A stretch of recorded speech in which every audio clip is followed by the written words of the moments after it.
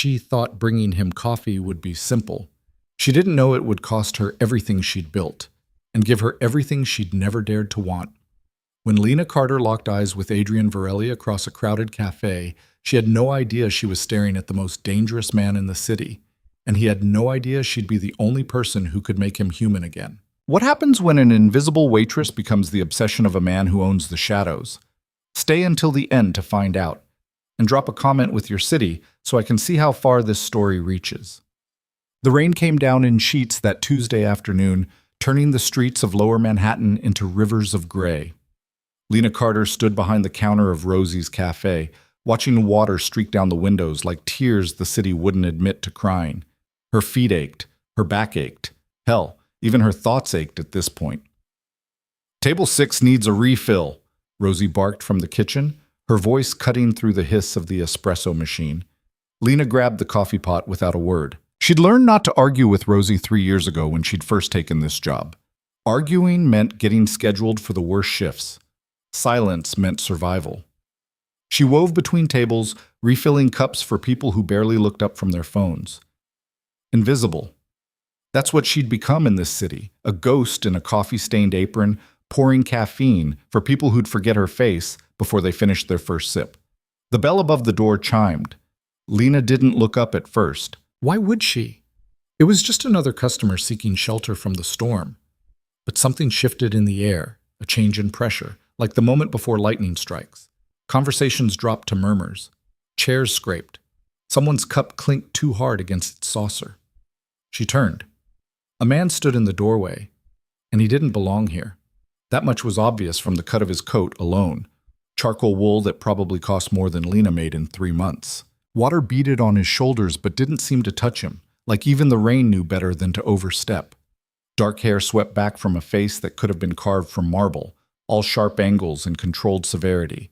But it was his eyes that stopped her cold.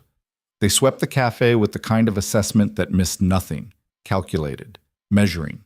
And when they landed on her, Lena felt the air leave her lungs. "Sit anywhere," she heard herself say, though her voice sounded strange in her own ears. He moved toward a corner booth, the one by the window that usually stayed empty because the radiator underneath rattled like it had bronchitis. He sat with his back to the wall, naturally, like a man who'd learned never to leave himself exposed. Lena approached with her order pad, willing her hands not to shake. Up close, he was even more unsettling. There was a scar, faint but visible, cutting through his left eyebrow. His hands rested on the table, scarred knuckles betraying a history that didn't match the expensive suit. "What can I get you?" she asked. He looked up at her, and for a moment, she forgot how to breathe. His eyes were dark, not brown, but something deeper. Obsidian, maybe. The kind of dark you could fall into and never find your way back. "Coffee, black." His voice was low, textured like smoke over gravel. It made her think of late nights and secrets kept in locked rooms. "Anything else?" "Not yet." She nodded and escaped to the counter, feeling his gaze follow her like a physical touch. Her hands trembled slightly as she poured the coffee. Jesus, what was wrong with her? He was just a customer. Just another face in the endless stream of people who passed through her life without leaving a mark. But when she brought him the cup, their fingers brushed, just for a second. Just enough for her to feel the heat of his skin, the callous texture of someone who'd worked with his hands despite the designer clothes. "Thanks," he said, and there was something in his voice, a roughness that made the simple word feel like more. She nodded and turned away, but she felt him watching her. All through her shift, even when she was taking orders at other tables or wiping down the counter, she felt the weight of his attention like a hand pressed to the small of her back. He stayed for 2 hours. He made that single cup of coffee last, checking his phone occasionally, but mostly just sitting there, watching the rain and watching her. Other customers came and went. The lunch rush faded into the mid-afternoon lull, and still he sat. Finally, as Lena was clearing a nearby table, he stood. He left a $50 bill under his empty cup for a $3 coffee. Before she could say anything, before she could even process the absurd tip, he was gone. The door swung shut behind him, and he disappeared into the rain like he'd never been there at all. Lena picked up the bill with shaking fingers. She looked toward the window, but he was already gone, swallowed by the gray afternoon. "Who was that?" Rosie appeared at her elbow, wiping her hands on her apron. I don't know. Well, he sure seemed to know you. Rosie's eyes narrowed. You got a secret boyfriend I don't know about? I've never seen him before in my life. That was true, but standing there with his $50 bill in her hand and the ghost of his touch still warming her fingers, Lena had the unsettling feeling that she'd just met someone who was going to change everything. She just didn't know how much.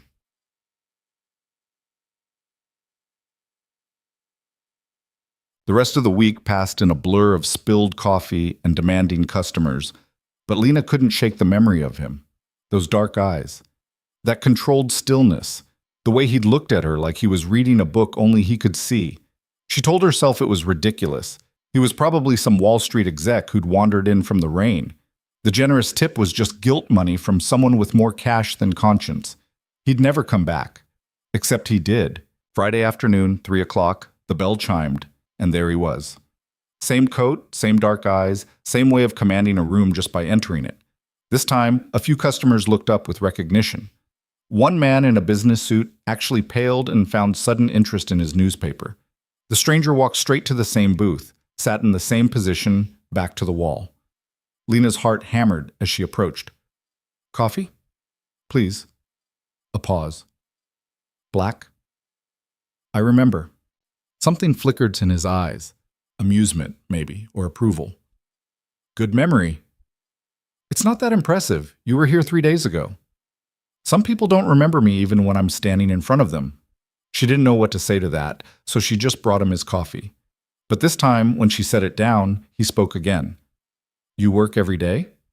It should have been a simple question. Instead, it felt weighted, important. 5 days a week. Sometimes 6 when someone calls in sick. Long hours. Bills don't pay themselves. He nodded slowly, like she'd confirmed something he already knew. What's your name? She hesitated. Giving her name felt like giving him something she couldn't take back. Lena. Lena, he repeated, and the way he said it, careful, deliberate, made it sound like a different word entirely. I'm Adrian. No last name. Just Adrian, offered like a gift or a warning, she couldn't tell which. Nice to meet you, Adrian. Is it? The question caught her off guard. She studied him more carefully this time, looking past the expensive clothes and the handsome face to whatever was underneath. There was a hardness there, yes, but also something else. Something that looked almost like loneliness, though she couldn't imagine a man like him being lonely. I don't know yet, she said honestly. He smiled then, just a small quirk of his lips, gone almost before it appeared. But it transformed his face, softened the sharp edges into something that looked almost human. Fair enough. He stayed another 2 hours, left another 50. And when Lena went to clear his table, she found something else. A small silver bracelet, delicate as spiderweb, sitting beside the empty cup. Her bracelet, the one her grandmother had given her before she died. The one Lena had lost somewhere between home and work this morning and had been quietly panicking about all day. She picked it up with trembling fingers, her mind racing. How did he have this? Where had he found it? And more importantly, why had he brought it back instead of just leaving it at the lost and found? She looked toward the door, but he was already gone. Lena didn't sleep that night. She lay in her cramped studio apartment, listening to her neighbors argue through the thin walls, turning the bracelet over and over in her hands. The more she thought about it, the less sense it made. She'd lost it on her walk to work this morning. She remembered the moment she'd noticed it was gone. That sick lurch in her stomach as she'd patted her wrist and found only bare skin, which meant Adrian had found it, on the street, and somehow known it was hers, and kept it for 3 days before returning it. The implications made her skin prickle. Either he'd been watching her, following her even, or he had resources that let him track down the owner of a random piece of jewelry. Neither option was comforting. Both suggested a level of interest that went way beyond a generous tipper who liked his coffee black. She should have been scared. Maybe she was. But underneath the fear was something else, something she didn't want to examine too closely. Curiosity. Attraction. The dangerous thrill of being noticed by someone who seemed to operate on a different plane of existence than everyone else in her ordinary life. Saturday morning arrived with gray skies and the promise of more rain. Lena dressed for work, clasping the bracelet around her wrist where it belonged. She told herself she wouldn't see him again. He'd returned her property. His business was done. But when her shift started and 3 o'clock rolled around, she found herself watching the door. He didn't come. Relief and disappointment tangled in her chest. She told herself it was better this way. Whatever Adrian was, whoever he existed in a world she had no business entering. The afternoon stretched toward evening. The sky darkened, and Lena was wiping down tables, getting ready for the dinner rush that would never quite materialize at Rosie's when the bell chimed. Not Adrian. Instead, a woman in a pristine black suit entered, her heels clicking against the worn linoleum. She was beautiful in a severe way, with platinum blonde hair pulled back so tight it looked painful and eyes the color of ice. She walked straight to Lena. "Lena Carter?" Every instinct Lena had screamed danger. "Who's asking?" The woman smiled, but it didn't reach her eyes. "My name is Claudia Reeves. I work for Adrian Varelli. He'd like to extend an invitation." Lena's mouth went dry. An invitation to what? A private event. Tomorrow evening, at his estate. Claudia produced a cream-colored envelope from her bag, extending it like a challenge. "The details are inside. A car will arrive to collect you at 7. I can't. The pay is $500 for the evening." Claudia's smile sharpened. "Cash. For serving drinks and light catering. Simple work. $500. That was almost half her rent. A month's worth of groceries, the phone bill she'd been putting off, and the student loan payment that was coming due. Why me? Mr. Varelli appreciates quality service." Claudia's eyes flicked to the bracelet on Lena's wrist, then back to her face. "He thinks you'd be a good fit." It was a lie, or at least not the whole truth. Lena could see it in the woman's calculating gaze, in the way she held herself like she was delivering a message she didn't quite believe. "What if I say no?" "Then I'll leave, and you'll never hear from us again." Claudia tilted her head. "But something tells me you won't say no." She was right, and they both knew it. Not just because of the money, though that was part of it, but because Lena's entire life had been about playing it safe, staying invisible, never taking risks. And where had it gotten her? A studio apartment with water stains on the ceiling and a job that ground her down a little more each day. Maybe it was time to do something different, something dangerous. "I'll think about it," Lena heard herself say. "The car will be there at 7. Claudia turned to leave, then paused. "Wear something appropriate. Mr. Varelli's events have a certain standard." Then she was gone, leaving Lena holding the envelope like it might explode. Inside was a card with an address in Westchester and a single line in elegant script. "I hope you'll come." Lena almost didn't go. Sunday evening found her standing in front of her closet, staring at her pathetic collection of clothes and wondering what the hell she'd been thinking. She didn't have anything appropriate for whatever kind of event Adrian Varelli hosted. The nicest thing she owned was a black dress she'd bought for her cousin's wedding 3 years ago, and even that had a small stain on the hem from where she'd spilled wine. But at 6:45, she was wearing the dress anyway, standing on the curb outside her building, watching a sleek black car pull up like something from a different reality. The driver was professional, silent. He opened the door for her without a word, and Lena slid into leather seats that probably cost more than her monthly rent. The door closed with a heavy thunk, sealing her into a world of tinted windows and climate-controlled air. As they pulled away from her neighborhood, heading north toward Westchester, Lena watched the city transform outside the window. The cramped buildings of her world gave way to wider streets, then suburbs, then estates hidden behind high walls and iron gates. She was in over her head. She knew that. But somehow, she couldn't bring herself to ask the driver to turn around. The Varelli estate revealed itself slowly, like a secret being unwound. First, the gates. Black iron, ornate, opening silently as they approached. Then the driveway winding through manicured grounds where even the shadows seemed intentional. And finally, the house itself. Except calling it a house was like calling the ocean a puddle. It was a mansion. No, more than that, an architectural statement.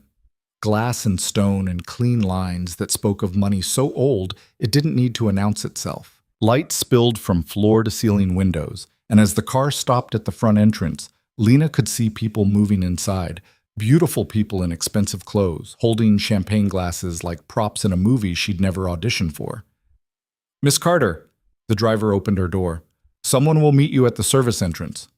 Of course, the service entrance. Because no matter how much Adrian Varelli might have noticed her at the cafe, no matter how carefully he'd returned her bracelet, she wasn't a guest here. She was the help. The reality check stung more than she wanted to admit. A different door, less grand, around the side of the house. A different woman, not Claudia, but someone younger, with a sharp bob and a sharper expression. "Lena, I'm Michelle. I'll show you where to change." Change? But Michelle was already moving, leading Lena through a maze of service corridors, the hidden arteries of the house where staff moved unseen, keeping the illusion of effortless luxury alive for the guests. Here, Michelle opened a door to a small changing room. "Your uniform. Once you're dressed, head to the main kitchen. Someone will assign your station." Uniform. Right, because of course there was a uniform. Lena changed quickly, trading her discount store dress for a crisp black outfit that actually fit properly. When she looked in the mirror, she barely recognized herself. She looked polished, professional, like she belonged in this world, even if she didn't. The main kitchen was chaos, controlled chaos, but chaos nonetheless. Chefs shouted orders, staff moved with practiced efficiency. And in the center of it all, a man with silver hair and the bearing of a general directed traffic. "You're the new girl. Lena, right?" He didn't wait for confirmation. "You'll be working the North Terrace, champagne service. Don't speak unless spoken to, don't stare at the guests, and for the love of God, don't spill anything. Questions?" "No, sir." "Good. Grab a tray and get out there." The North Terrace was exactly as overwhelming as she'd expected. 30, maybe 40 people, all dressed like they'd stepped out of a fashion magazine. Lena moved among them, offering champagne, keeping her eyes down, trying to be invisible the way she'd learned to be at Rosie's. But this was different. These people didn't ignore her the way coffee shop customers did. Instead, they looked through her, like she was furniture, less than invisible, irrelevant. She was refilling her tray at the bar when she felt it. That same shift in the air, that same electric awareness that had gripped the cafe. Adrian. He stood on the far side of the terrace, deep in conversation with a group of men in expensive suits. But even from a distance, even surrounded by people who clearly knew and respected him, his presence dominated the space. He looked different here. Not softer exactly, but more in his element. The sharp suit fit him like armor. His dark hair was perfectly styled. And when he laughed at something one of the men said, it was the kind of laugh that didn't quite reach his eyes. Lena told herself to look away, to focus on her job and collect her $500 and go back to her real life. But then Adrian's gaze found hers across the crowded terrace. The conversation around him continued, but she could see the moment he stopped listening. His dark eyes locked on her, and the rest of the party seemed to fall away. Not a smile. Not even a nod of acknowledgement. Just that steady, unwavering attention that made her feel like the only person in the world. Someone touched her arm. More champagne. A woman in a red dress thrust her empty glass at Lena without looking at her. Lena took it automatically, breaking eye contact with Adrian. When she looked back, he'd turned away, re-engaged in his conversation, like the moment had never happened, but her hands were shaking as she fetched a fresh glass. The evening wore on. Lena served drinks, collected empty glasses, and tried not to think about Adrian's eyes on her. She was successful for almost an hour. Then Claudia appeared at her elbow. "Mr. Varelli would like to see you. His study. I'll show you the way." Lena's heart kicked against her ribs. "Now?" "Yes, now." Claudia's expression was unreadable. "Follow me." They left the terrace, entering the house through a different set of doors. The sounds of the party faded as they walked through corridors that grew quieter, more private. Finally, Claudia stopped at a heavy wooden door. "Inside. Don't keep him waiting." Then she was gone, and Lena was alone in the hallway, staring at the door like it might bite. She knocked, soft, almost hoping he wouldn't hear. "Come in." His voice, muffled by wood but still unmistakable. Lena pushed the door open. The study was dark wood and leather, floor-to-ceiling bookshelves, and a desk that looked like it had witnessed 100 years of secrets. Adrian stood by the window, his back to her, looking out at the grounds where his party continued without him. "Close the door." She did, her pulse hammering in her ears. He turned. In the low light of the study, he looked different again. Less polished, more dangerous. His tie was gone, his collar loosened. He'd run his hands through his hair, disrupting the careful styling. "The bracelet," he said. "It fits." Her hand went to her wrist automatically. "How did you find it?" "I have people who notice things. People who follow me. People who pay attention." He crossed to a small bar cart, poured 2 glasses of amber liquid. "Scotch?" "I'm working." "Not anymore. Your shift ended 10 minutes ago." He extended 1 glass toward her. "Sit, please." It wasn't really a request. Lena took the glass and sank into one of the leather chairs facing his desk. Adrian remained standing, studying her over the rim of his glass. "You came," he said finally. "You paid me to come. I offered you an opportunity. You could have refused. $500 is hard to refuse when you're living paycheck to paycheck." He smiled at that. A real smile this time, not the calculated version she'd seen on the terrace.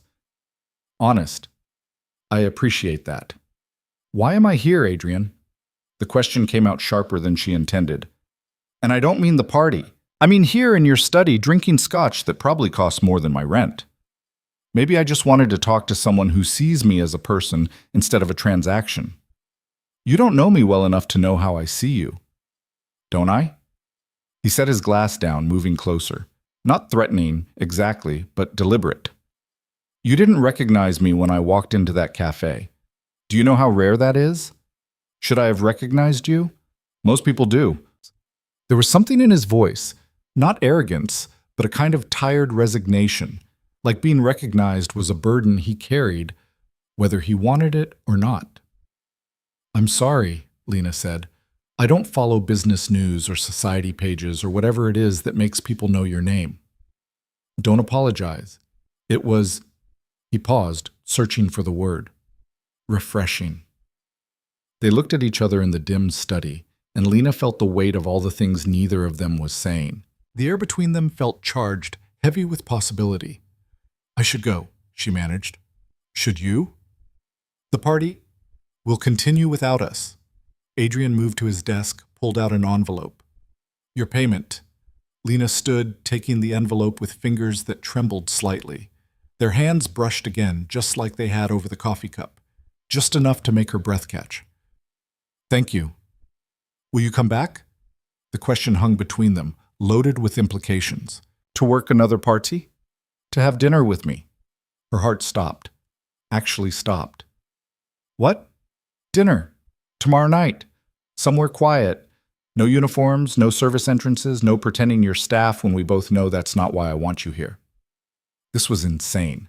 She should say no, should walk out of this study and this house and never look back. Men like Adrian Varelli didn't invite women like her to dinner, and if they did, it was never for reasons that ended well. But standing there looking into those dark eyes that seemed to see everything she'd kept hidden, Lena couldn't remember why saying yes was dangerous. "Okay."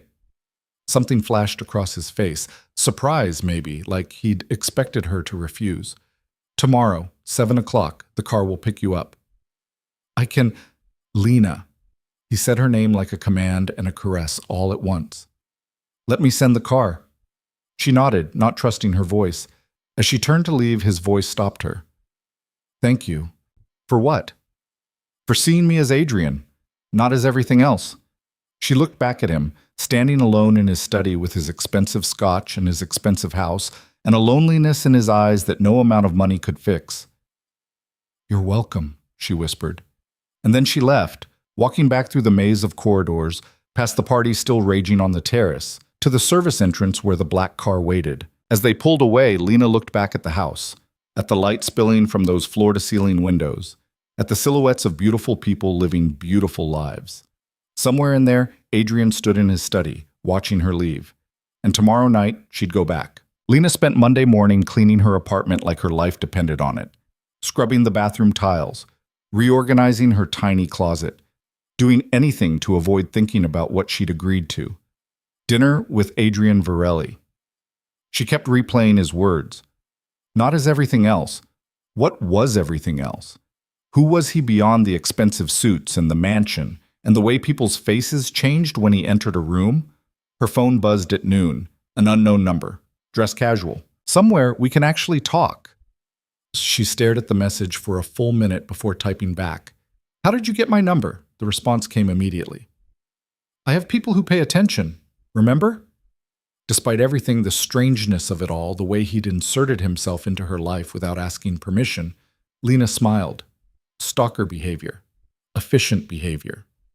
There's a difference. Is there? You'll have to tell me tonight. She set the phone down, her heart doing something complicated in her chest. This was crazy. She barely knew him. And what she did know suggested he lived in a world where normal rules didn't apply. But when 7 o'clock came, she was ready anyway. Jeans and a cream sweater. Casual, like he'd said. Her hair down instead of pulled back in the ponytail she wore for work. A touch of makeup that took 3 tries to get right because her hands wouldn't stop shaking. The black car arrived exactly on time. But when the driver opened the door, Adrian was inside. He wore jeans too. Dark denim that looked deliberately understated but probably cost a fortune. A black sweater, no tie, no jacket. His hair was slightly messed, like he'd been running his hands through it. He looked younger this way, less intimidating, almost normal. I thought we were going to dinner, Lena said as she slid in beside him. We are. Adrian's mouth quirked. But I figured you might appreciate not arriving alone. People talk. People at fancy restaurants care who arrives with who. They care when one of them is me. There it was again, that hint of burden in his voice, like recognition was a weight he carried. The car pulled away from her building, and Lena watched Adrian from the corner of her eye. He seemed nervous. No, not nervous exactly. Uncertain, like he was operating outside his usual parameters and wasn't quite sure how it would go. Where are we going? She asked. Brooklyn. Red Hook. There's a place. Nothing fancy. Best Italian food in the city, but you wouldn't know it from the outside. You eat in Red Hook? He smiled at her tone. I eat everywhere. I just usually eat alone. The admission landed heavier than it should have. Lena thought about his study last night, that massive house full of people, and him standing alone by the window like an exile in his own kingdom. Why alone? Because dining with people usually means talking business, and business is all anyone wants to discuss with me. What would you rather discuss? Adrian turned to look at her fully, and in the dim interior of the car, his eyes were impossibly dark. Anything else? Everything else. Traffic slowed as they crossed into Brooklyn. Adrian pulled out his phone, typed something, then set it aside. Lena caught a glimpse of the screen, at least 20 unread messages. Do you need to? No, he said it firmly. Tonight I don't need to do anything except have dinner with you. Your business won't fall apart without you for one evening? If it does, it wasn't built right in the first place. The restaurant was exactly as he'd described. A narrow storefront wedged between a bodega and a laundromat, with a faded awning and a door that looked like it hadn't been painted in a decade. Lena would have walked past it 100 times without a second glance. Inside was different. Warm light, checkered tablecloths, the smell of garlic and tomatoes and bread baking. A handful of tables, mostly full, and a tiny kitchen visible through a window in the back where an elderly man worked over a stove. The woman who greeted them was 60 if she was a day, with salt and pepper hair and eyes that crinkled when she smiled. Adrian, too long, Caro.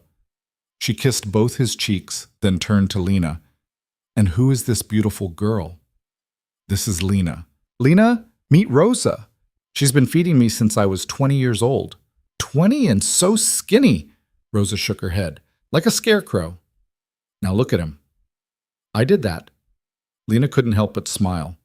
There was something surreal about watching this woman treat Adrian like a wayward nephew, instead of whatever he was to the rest of the world. Rosa led them to a table in the corner, the most private spot in the small restaurant. I bring you the good stuff. No menu tonight. When she disappeared into the kitchen, Adrian leaned back in his chair and some of the tension left his shoulders. She doesn't know what I do, thinks I'm in finance. Aren't you? Among other things. What are the other things? He studied her for a long moment. Do you really want to know, or would you rather keep thinking of me as just a guy who overpays for coffee? I think we both know you're not just that. No. His voice dropped. I'm not. Rosa returned with wine, red, rich, poured into simple glasses.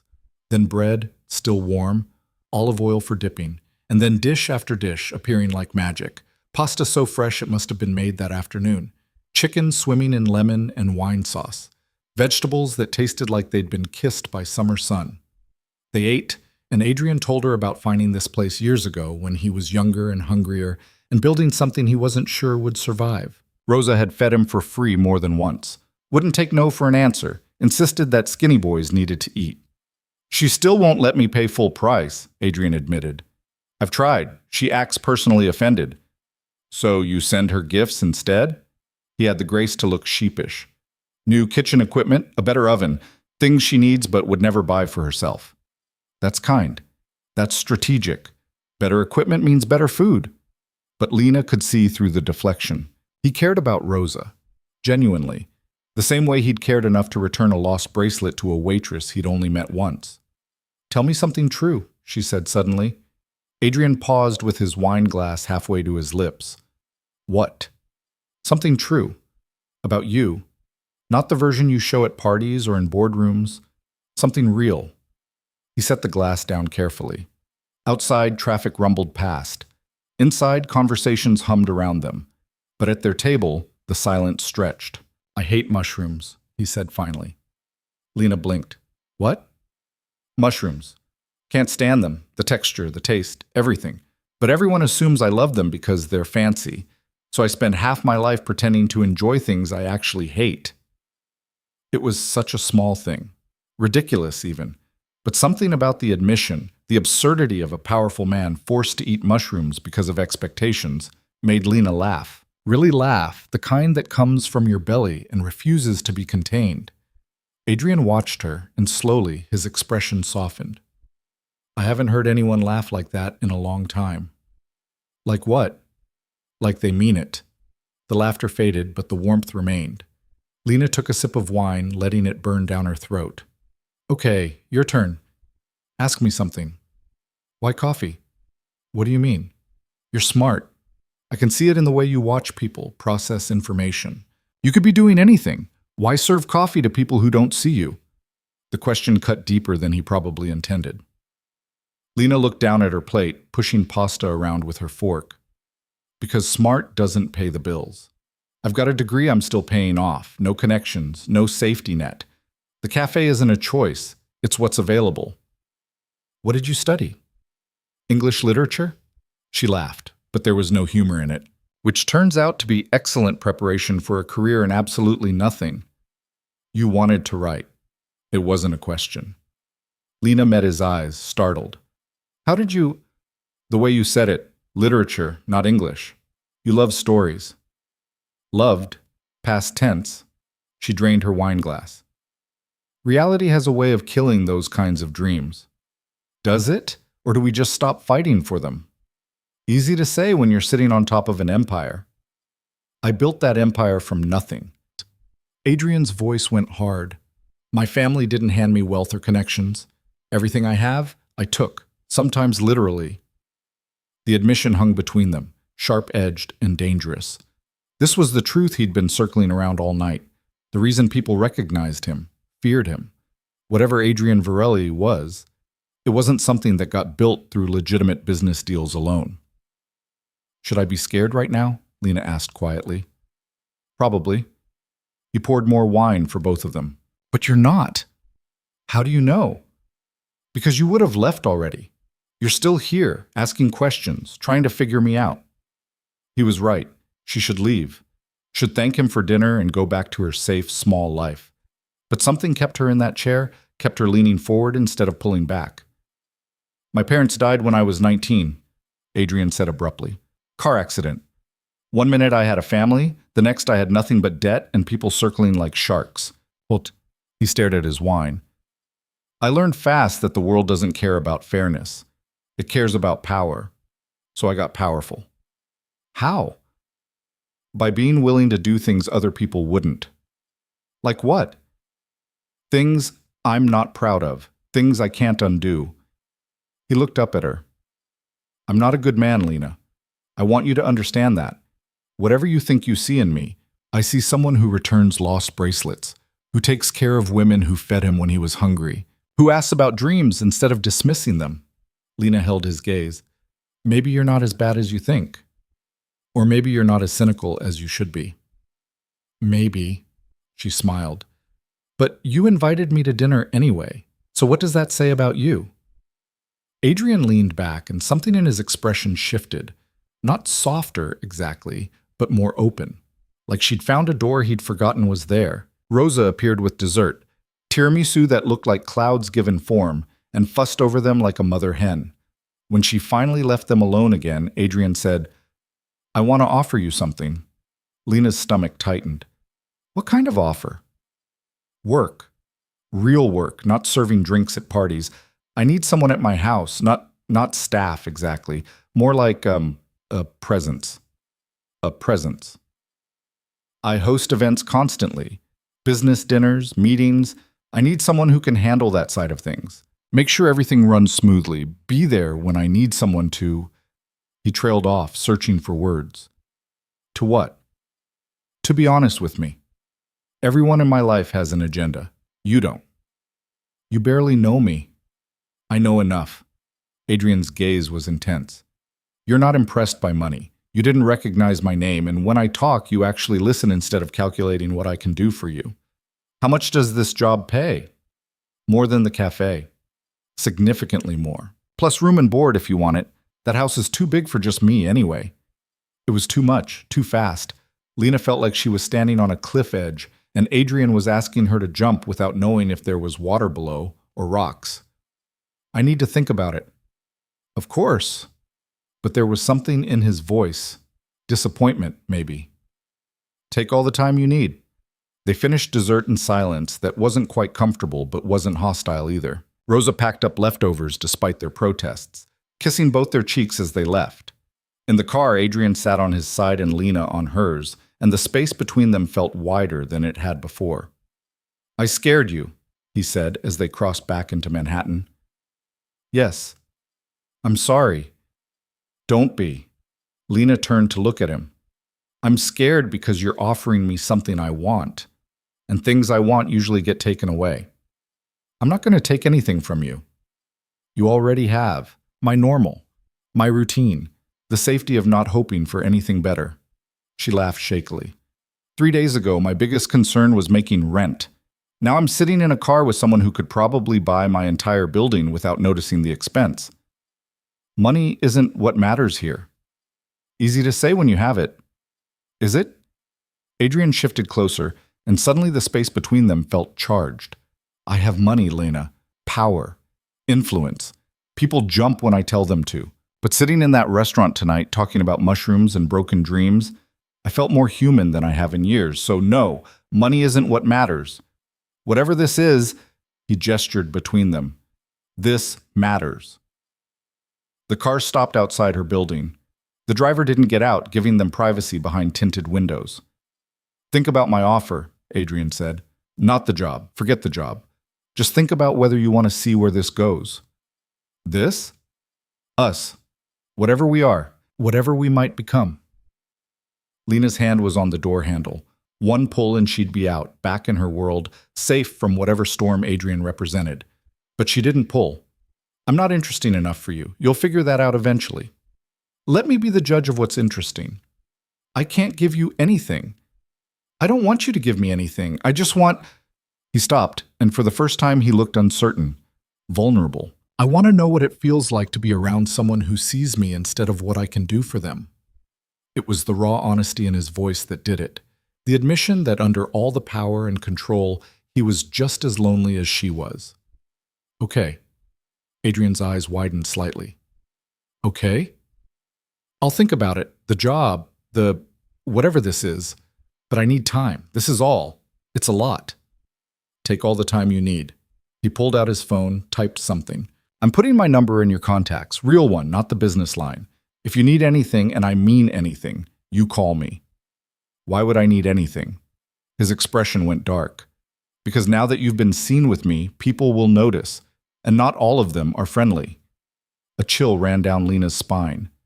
Are you saying I'm in danger? I'm saying you're under my protection now, whether you take the job or not. He reached past her to open the door. No one touches what's mine. I'm not yours. Not yet. His voice dropped. But you will be. It should have sounded possessive, aggressive. Instead, it sounded like a promise, like inevitability. Lena got out of the car on shaking legs. She made it halfway to her building's entrance before she heard his voice. Lena. She turned. Adrian was leaning out the window, and in the streetlight, his face was all shadows and sharp edges. Thank you for tonight, for seeing me. Thank you for dinner. Anytime. I mean that. Call me, and I'll take you anywhere you want to go. The car pulled away, and Lena stood on the sidewalk, watching until the taillights disappeared around a corner. Upstairs in her apartment, she found an envelope that hadn't been there this morning. Inside was a check, not $500, but $2,000, and a note in that same elegant script. For your time, for your honesty, for giving me an evening where I could be just Adrian. Alina sat on her bed holding the check and realized that Adrian Varelli had just bought something money couldn't actually purchase. He'd bought hope. The next 3 days passed in a strange haze. Lena went to work at the cafe, poured coffee, cleared tables, lived her normal life. But nothing felt normal anymore. She caught herself checking her phone constantly, rereading Adrian's texts, thinking about the way he'd looked at her across the table at Rosa's, like she was something precious and terrifying all at once. She hadn't called him, hadn't texted. She needed space to think, to process, to figure out if she was being smart or stupid. Thursday afternoon, the cafe was dead. Just 2 customers nursing cold coffee and Rosie in the back doing inventory. Lena was wiping down the counter for the 3rd time when the bell chimed. Not Adrian, 2 men in dark suits. They moved like predators, all controlled aggression and cold assessment. One was tall and lean with a scar running down his jaw. The other was broader, with hands that looked like they'd broken their share of bones. They sat at the counter directly in front of her. Coffee, the scarred one said. Not a request. Lena poured 2 cups, her instincts screaming that something was wrong. These men weren't customers, they were something else. You're Lena Carter, the broader one said it flatly. Her stomach dropped. Do I know you? No, but you know Adrian Varelli. Every nerve in Lena's body went tight. I don't know what you're talking about. Don't play stupid. You were seen with him. Rosa's restaurant in Red Hook, very cozy. The scarred one smiled, and it was the ugliest expression Lena had ever seen. We want you to give him a message. I'm not. Tell him Marcus Volta wants a meeting. Tell him the South Street situation needs resolving. And tell him, the man leaned forward, that people he cares about make excellent leverage. It was a threat, clear and unmistakable. They were threatening her to get to Adrian. I don't know what you're talking about, Lena repeated, but her voice shook. Sure you don't. The broader man stood. Just pass along the message, unless you'd rather we deliver it more directly. They left without touching their coffee. Lena stood behind the counter, shaking so hard she had to grip the edge to stay upright. Rosie appeared from the back. Who were those guys? I don't know. But that was a lie. She did know. They were exactly what Adrian had warned her about, the danger that came with being seen with him. She waited until her shift ended, made it home, locked her door, and then with trembling fingers she pulled out her phone and called the number Adrian had given her. He answered on the first ring. Lena, 2 men came to the cafe. They knew my name. They knew about dinner. Her voice cracked. They threatened me. Silence. Then, in a voice colder than she'd ever heard, describe them. She did. Every detail she could remember, the scar, the hands, the way they moved. Stay where you are. Don't open your door for anyone. I'm sending people. Adrian, this is my fault. I should have been more careful, but I swear to you, Lena, they will never get close to you again. What are you going to do? What I do best. The line went dead. 20 minutes later, there was a knock. Lena looked through the peephole to see a woman, late 30s, athletic build, hard eyes. Lena Carter? I'm Simone. Mr. Varelli sent me. How do I know? The woman held up her phone, showing a text from Adrian's number. Her name is Simone. Let her in. Trust her. Lena opened the door. Simone stepped inside, her gaze sweeping the apartment with professional efficiency. Pack a bag. Essentials only. You're not staying here tonight. Where am I going? Somewhere safe. Mr. Varelli's orders. I can't just leave. I have work tomorrow. Mr. Varelli will handle it. Simone's expression softened slightly. Look, I know this is scary, but those men who came to your cafe, they work for someone very dangerous. And if they know about you, you can't stay here. This is insane. I barely know Adrian. But you know him enough that Marcus Volta's people are using you as bait. That's all that matters right now. Lena wanted to argue, wanted to insist she could handle this herself, but the memory of those men's cold eyes stopped her. She packed. Clothes, toiletries, her laptop, the few things that mattered. 15 minutes and her life was in a duffel bag. Simone led her to a different car.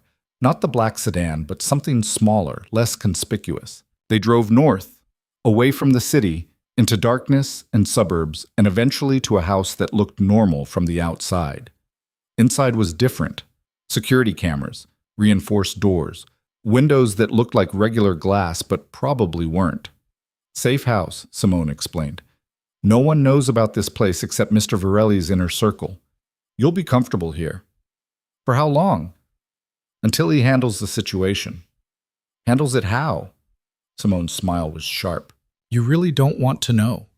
She was right. Lena didn't want to know. But as she sat in the safe house's living room, alone, now that Simone had left to patrol the perimeter, she couldn't stop thinking about Adrian's voice on the phone. Cold. Dangerous. Nothing like the man who'd told her about hating mushrooms. Her phone buzzed. Are you safe? She typed back.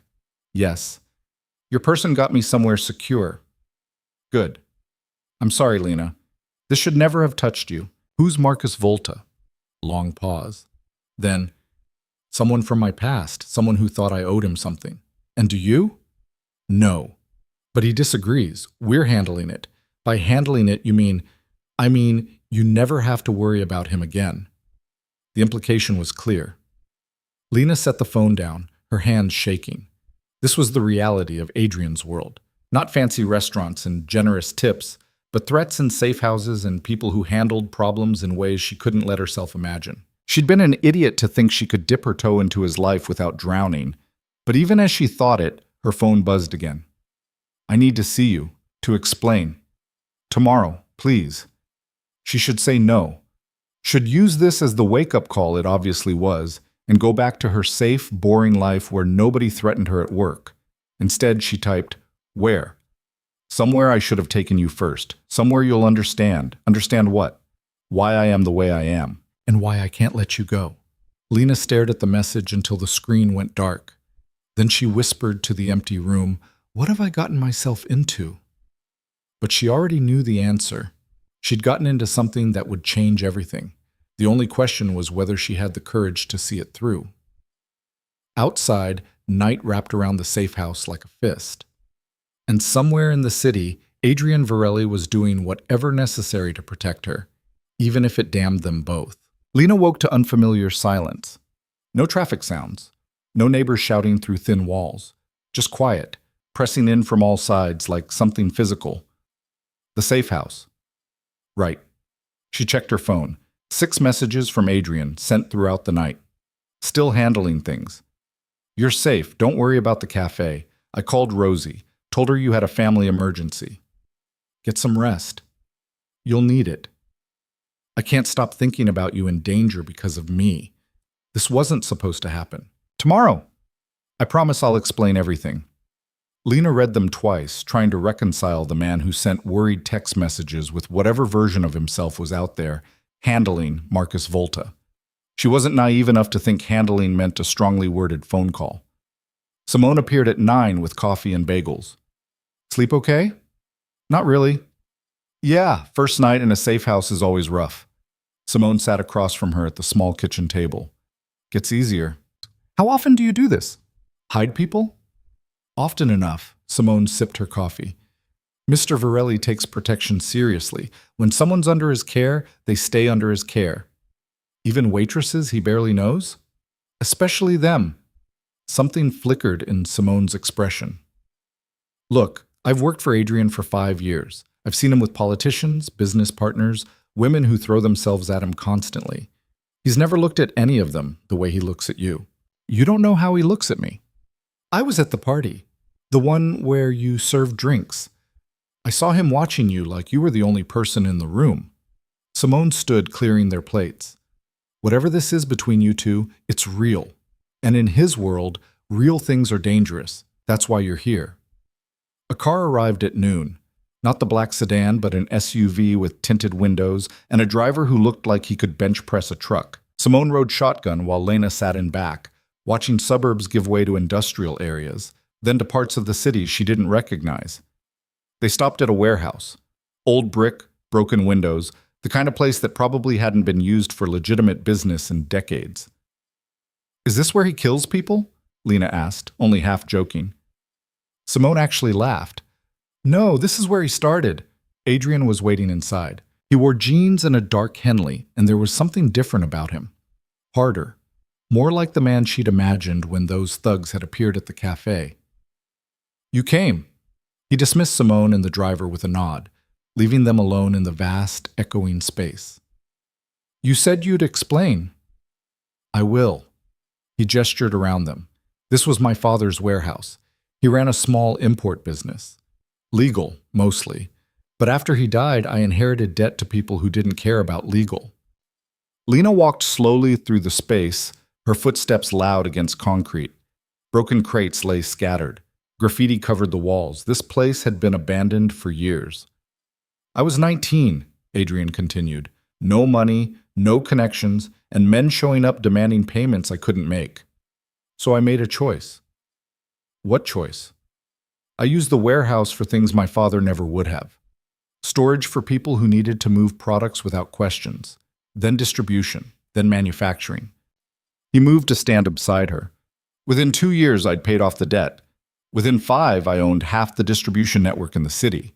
Illegal distribution. Yes. The single word hung between them. No justification, no excuses, just acknowledgement. Marcus Volta, Adrian said, was one of my partners back then. We moved product together, split profits, built an empire. But Marcus got greedy, started cutting corners, endangering people, so I cut him out. And he didn't take it well. He's been trying to get back at me ever since, usually through business. This time, Adrian's jaw tightened. He went after you. Because you care about me. Yes. The honesty in his voice made her chest ache. Lena turned to face him fully. What did you do to him? Last night when you were handling things. I had a conversation with him, made it clear that touching you was the same as touching me. And touching me has consequences. What kind of consequences? Adrian's eyes went dark. The kind that make people reconsider their choices. Did you hurt him? I didn't have to. He understood the threat. And if he hadn't understood? Silence. Then, I would have done what was necessary. Lena should have been horrified, should have run. But standing in this abandoned warehouse that represented everything Adrian had built from nothing, she felt something else entirely. Understanding, maybe. Or recognition of just how far someone would go to protect what mattered to them. Why did you bring me here? She asked. Because you deserve to know who I really am. Not the version that takes you to nice restaurants or sends cars. The version that started in places like this, doing things I can't take back. He moved closer. I want you in my life, Lena. But you need to understand what that life is. You think showing me a warehouse will scare me off? I think honesty might. She looked at him, really looked. At the scar through his eyebrow, the hard set of his shoulders, the way he held himself like he was ready for violence at any moment. This wasn't the uncertain man from Rosa's restaurant. This was the one people feared. I'm already scared, she admitted. I was scared the moment those men walked into the cafe. I'm scared now, standing here knowing what you're capable of. But I'm more scared of going back to my life and pretending I never met you. Something broke in Adrian's expression. Relief, maybe, or something deeper. You're not going back to the cafe. You can't just... I already called Rosie, told her you're taking a position with my company. She was thrilled for you, even gave me shit about treating you well. He pulled an envelope from his pocket. This is a contract, employment offer. It's everything I mentioned before. Managing events, handling the house, being someone I can trust. The salary is here. Benefits. Everything legitimate. Lena took the envelope with numb fingers. Inside was a contract, professionally printed, with a salary that made her gasp. 50,000 more than she made in a year at the cafe. This is insane. This is me making sure you're protected. Employment means security, means no one can touch you without touching my business. Adrian's voice dropped. It also means you're choosing this, choosing me. I won't force you, but if you sign that contract, you're in, all the way. In what exactly? My life, my world, the good parts and the ugly parts. He reached out, tucking a strand of hair behind her ear. The touch was gentle, at odds with everything else about him. I can't promise it'll be easy, but I can promise I'll protect you with everything I have. Lena looked down at the contract. 50,000 a year, room and board, health insurance for Christ's sake. It was more than she'd ever hoped for, more than she deserved. But it wasn't really about the money, was it? It was about the man standing in front of her, offering her a life that was terrifying and exhilarating in equal measure. If I sign this, she said slowly, what happens to us? What do you want to happen? I want honesty, no more secrets, no more finding out you've handled things without telling me what that means. I can't tell you everything. Some things are too dangerous to know. Then we have a problem. Adrian's expression went tight. Lena, no. She stepped back. You said you wanted someone who sees you, someone honest. But honesty goes both ways. If I'm in your life, really in it, I need to know what that means. Not every detail, but enough that I'm not constantly wondering if you're out there hurting people. Sometimes I have to hurt people. That's the reality of my world. Then tell me when. Tell me why. Let me make my own choices about what I can live with. She held his gaze. Otherwise, this is just another version of you controlling things. And I didn't escape a dead-end life just to trade it for a gilded cage. The words landed hard. Adrian stared at her, and Lena could see him processing, adjusting, trying to figure out how to give her what she needed without exposing her to things that could get her killed. I hurt Marcus last night, he said finally. Not permanently, but enough that he knows I'm serious. His operation runs through the South Street docks. I shut it down, seized his inventory, cost him about $2 million. He paused. I also made it clear that if he ever comes near you again, I'll destroy everything he's built. Not just his business, his reputation, his connections, everything. And he believed you. He knows what I'm capable of. We came up together. He's seen me do worse. Lena's hands were shaking. This was what she'd asked for, honesty. But hearing it, understanding that the man she was falling for had the power to destroy lives with a phone call, made everything more real. What else? She pressed. What else should I know? My money comes from multiple sources. Some legitimate, real estate, investments, a tech company that actually makes a profit. Some less so. I still own distribution networks. Import-export that doesn't ask questions. I've laundered money. I've threatened people. He stopped, jaw tight. I've done things I can't tell you about because knowing would make you complicit. Have you killed anyone? The question fell like a stone into water. Adrian looked at her, and his silence was answer enough. In self-defense? She whispered. Sometimes. A pause. Not always. Lena should leave, should tear up the contract and run back to her small, safe life. But she'd asked for honesty, and he'd given it to her. Now she had to decide what to do with it. I need time, she said, to process this, all of it.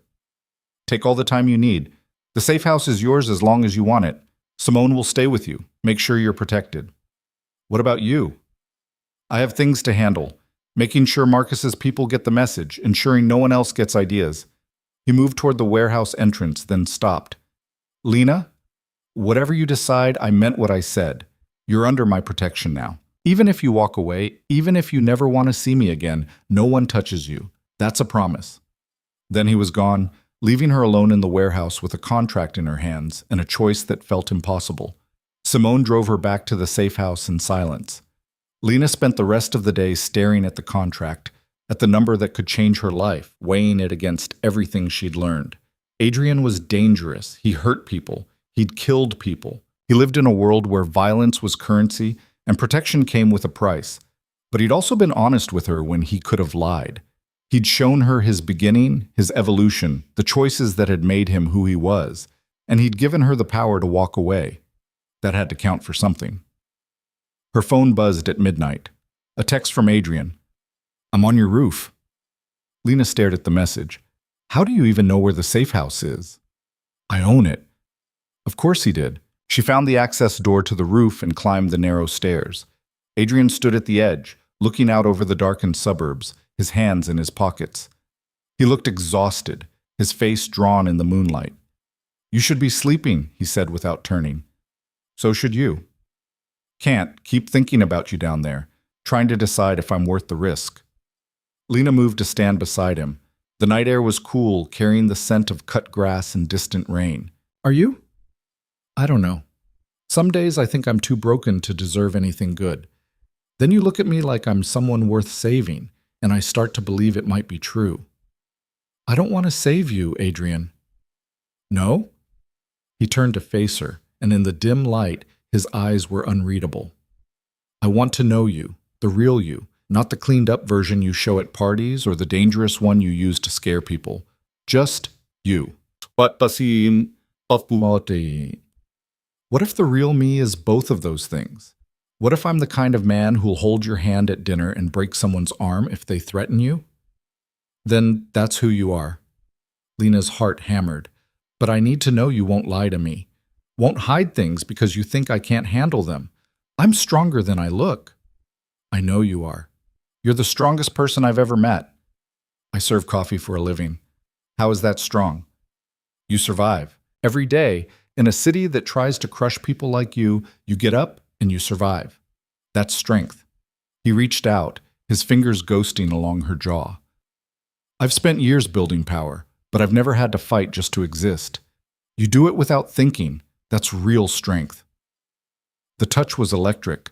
Lena leaned into it without meaning to, and suddenly they were closer, the space between them charged with something that had been building since he first walked into the cafe. "If I sign the contract," she whispered, "this thing between us, what is it?"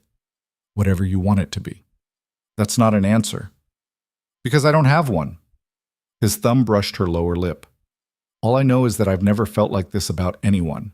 Like if I lose you, I'll lose the one piece of myself that still remembers how to be human."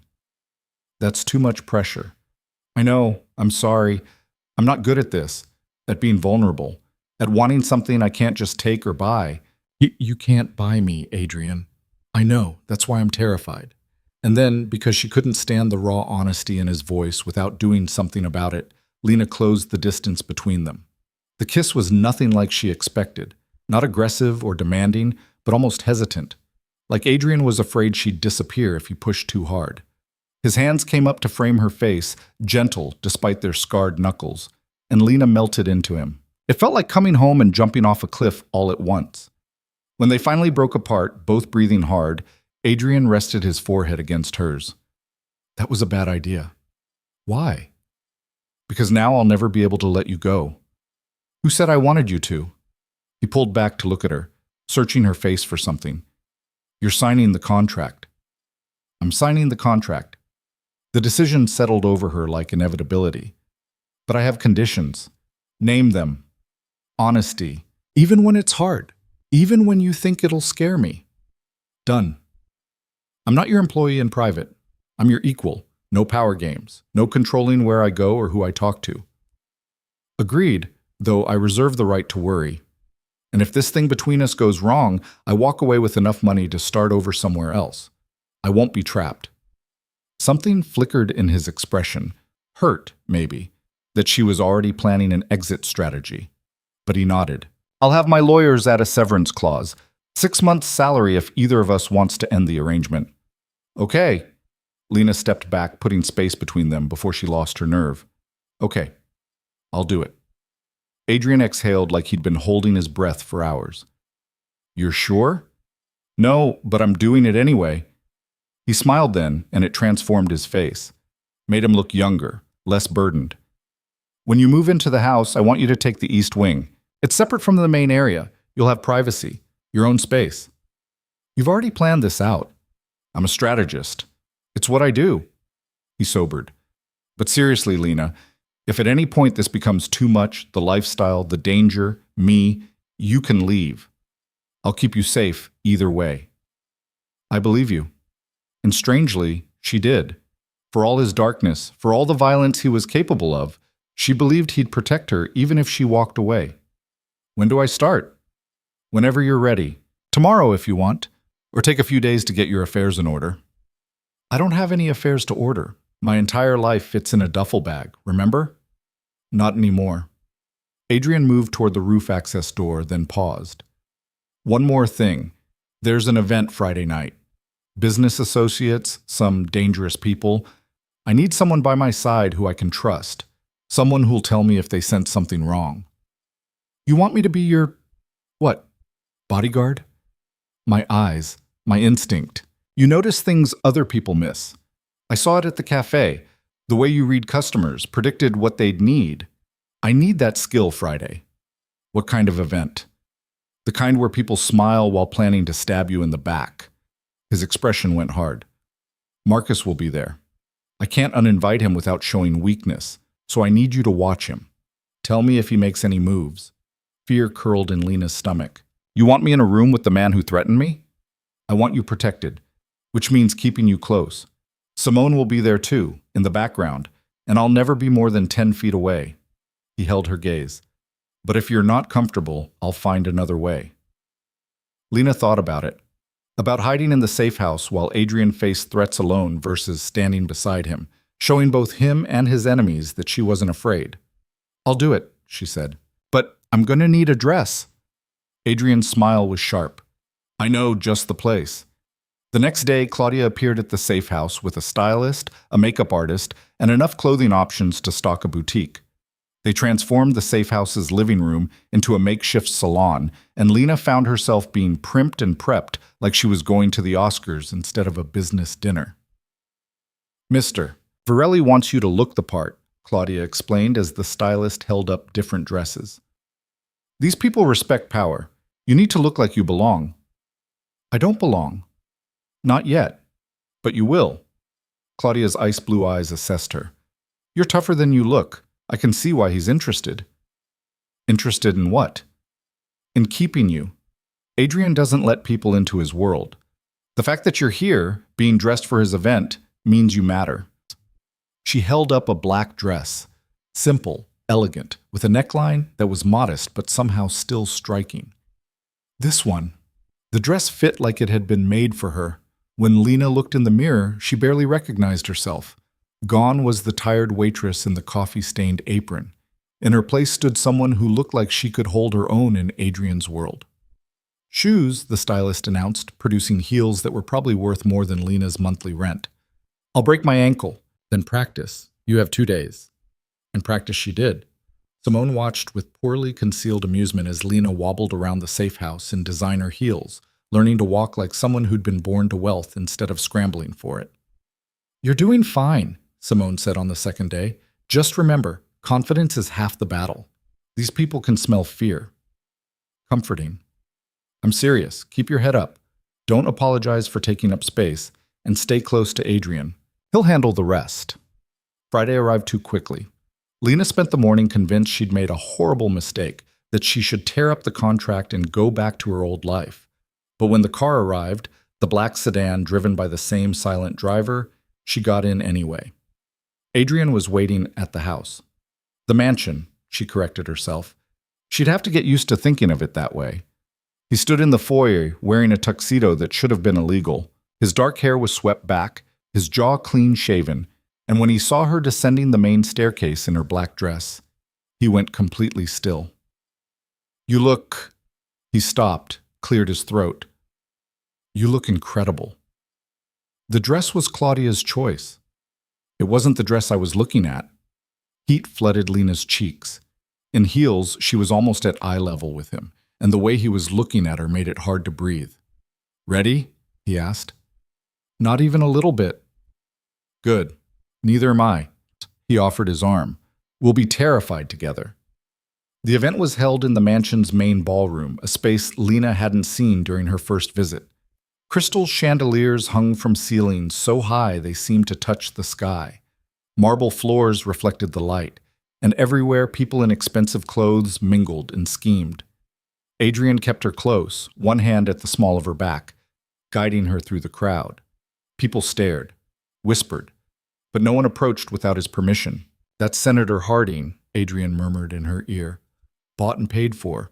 The woman in red is Diana Cross, runs the waterfront unions. And the man by the bar is Marcus Volta," Lena finished, her blood running cold. He was shorter than she expected, stockier, with thinning hair and a smile that never reached his eyes. He stood surrounded by men who looked like they'd been hired for their ability to hurt people. "He's watching you," Adrian said quietly. "I know. If he approaches, let me handle it." But Marcus didn't approach.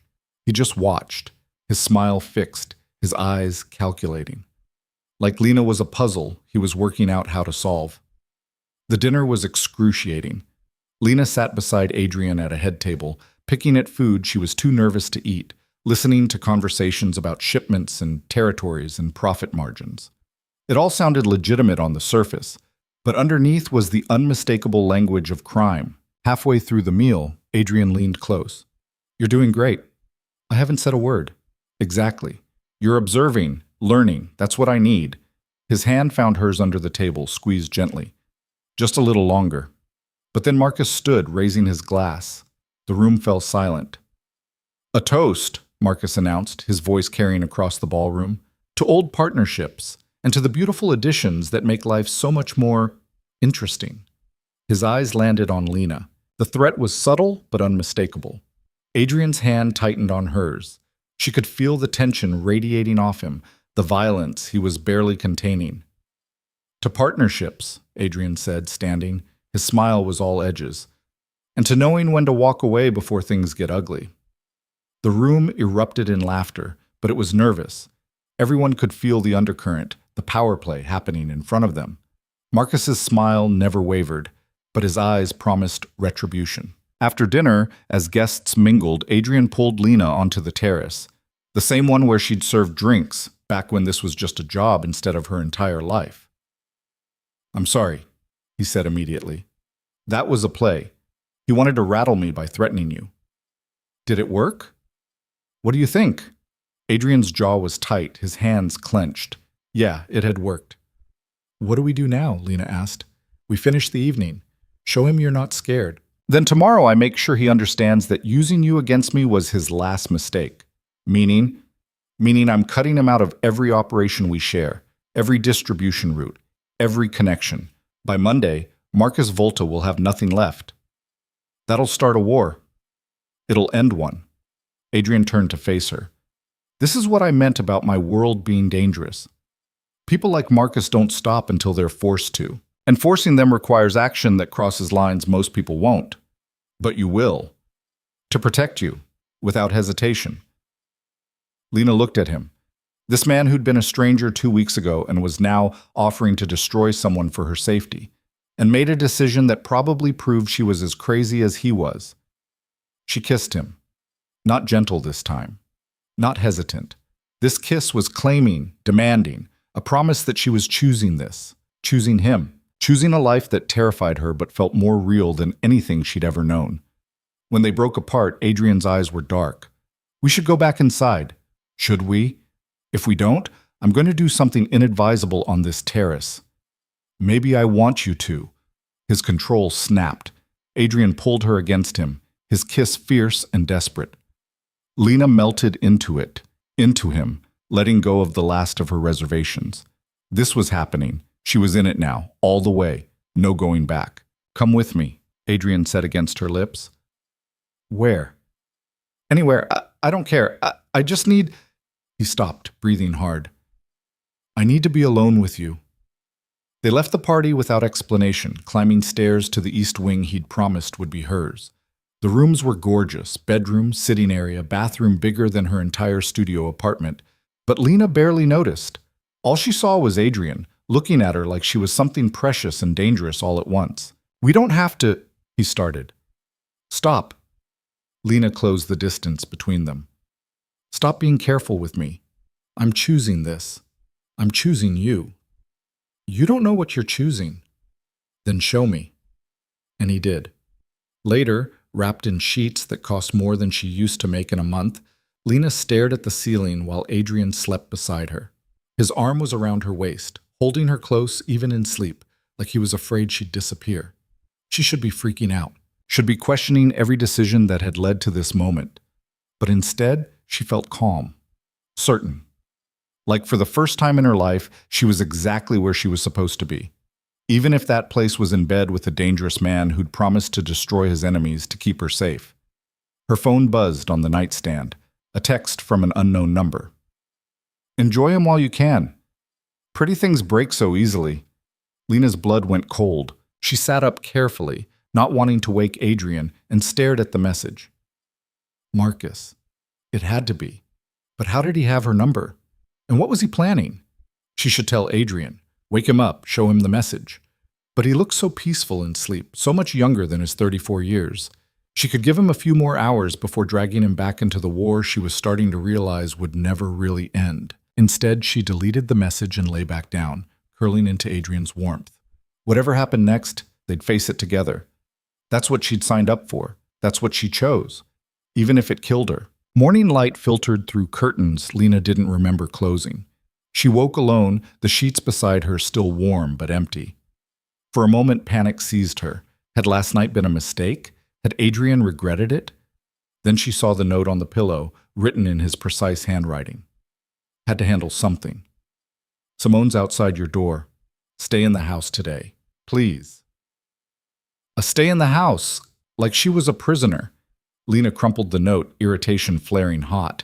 This was exactly what she'd told him she didn't want. Control disguised as protection.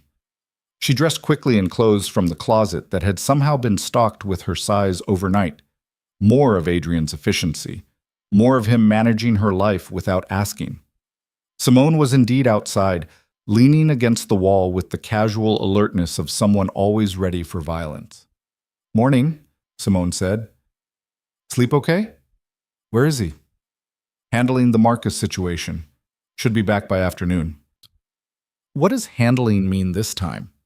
Simone's expression went carefully neutral. You'd have to ask him. I'm asking you, and I'm telling you it's not my place. Simone straightened. Look, I get that you want transparency, but some things Adrian needs to tell you himself. What I can say is that he's making sure Marcus understands the consequences of last night. The text message flashed through Lena's mind. Pretty things break so easily. She'd deleted it, hidden it, and now it felt like a lie between them. I need air, Lena said abruptly. The grounds are safe. I'll walk with you. They descended the main staircase together, and in daylight the house revealed itself fully. It wasn't just wealth, it was history. Old paintings lined the walls, furniture that looked like it belonged in museums.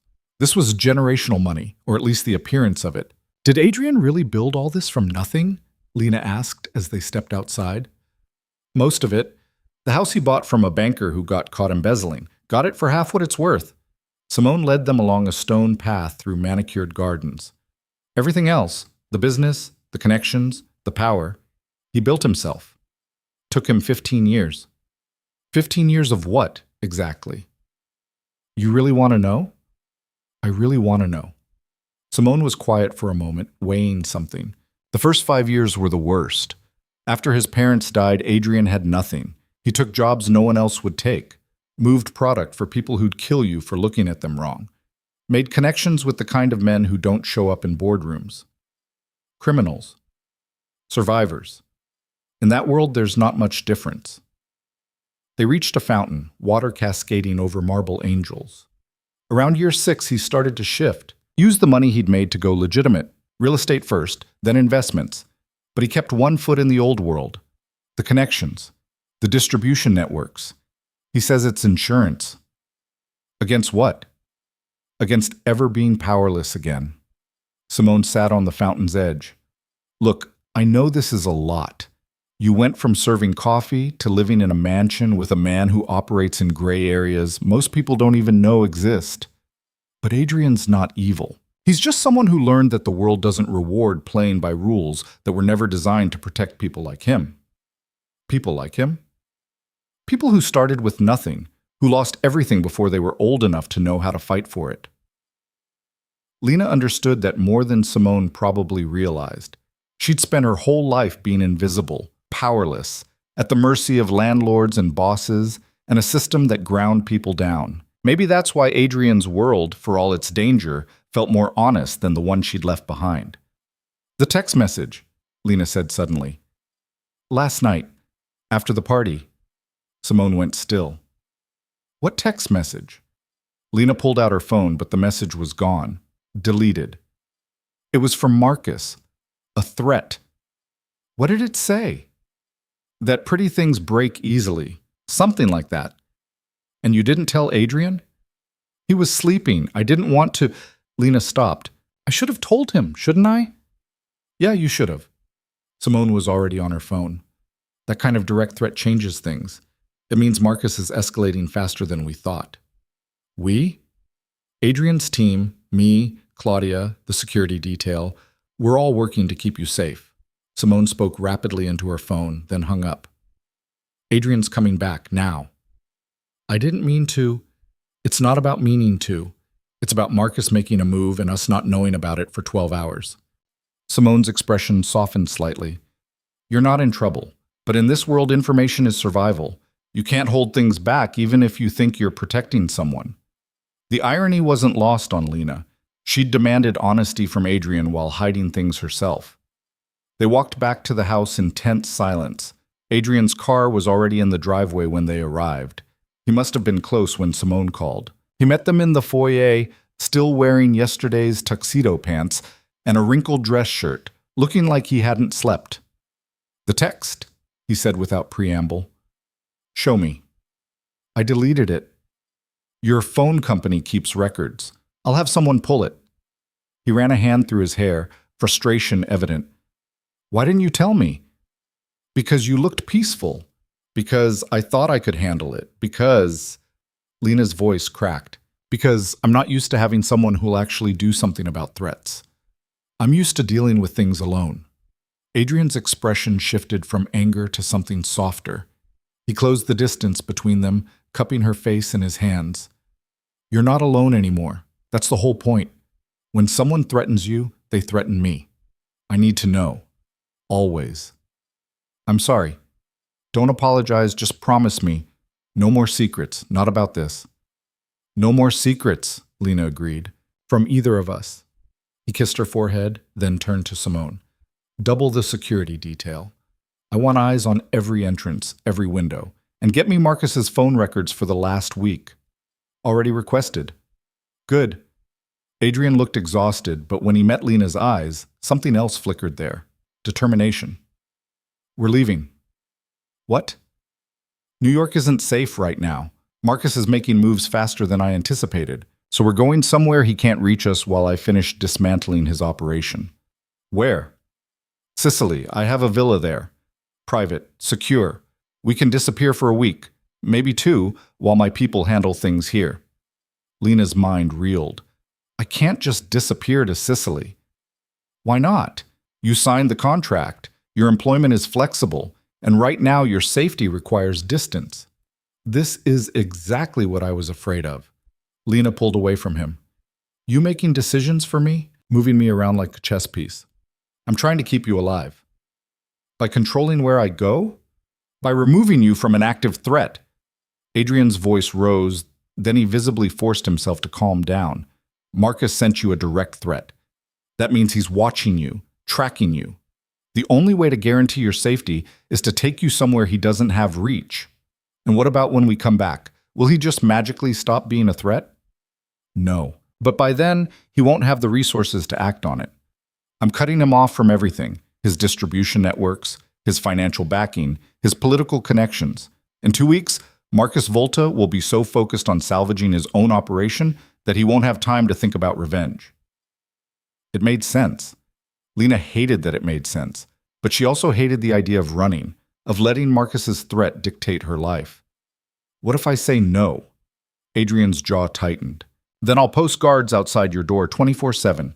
You won't be able to leave this house without a security detail. Is that what you want? I want a choice.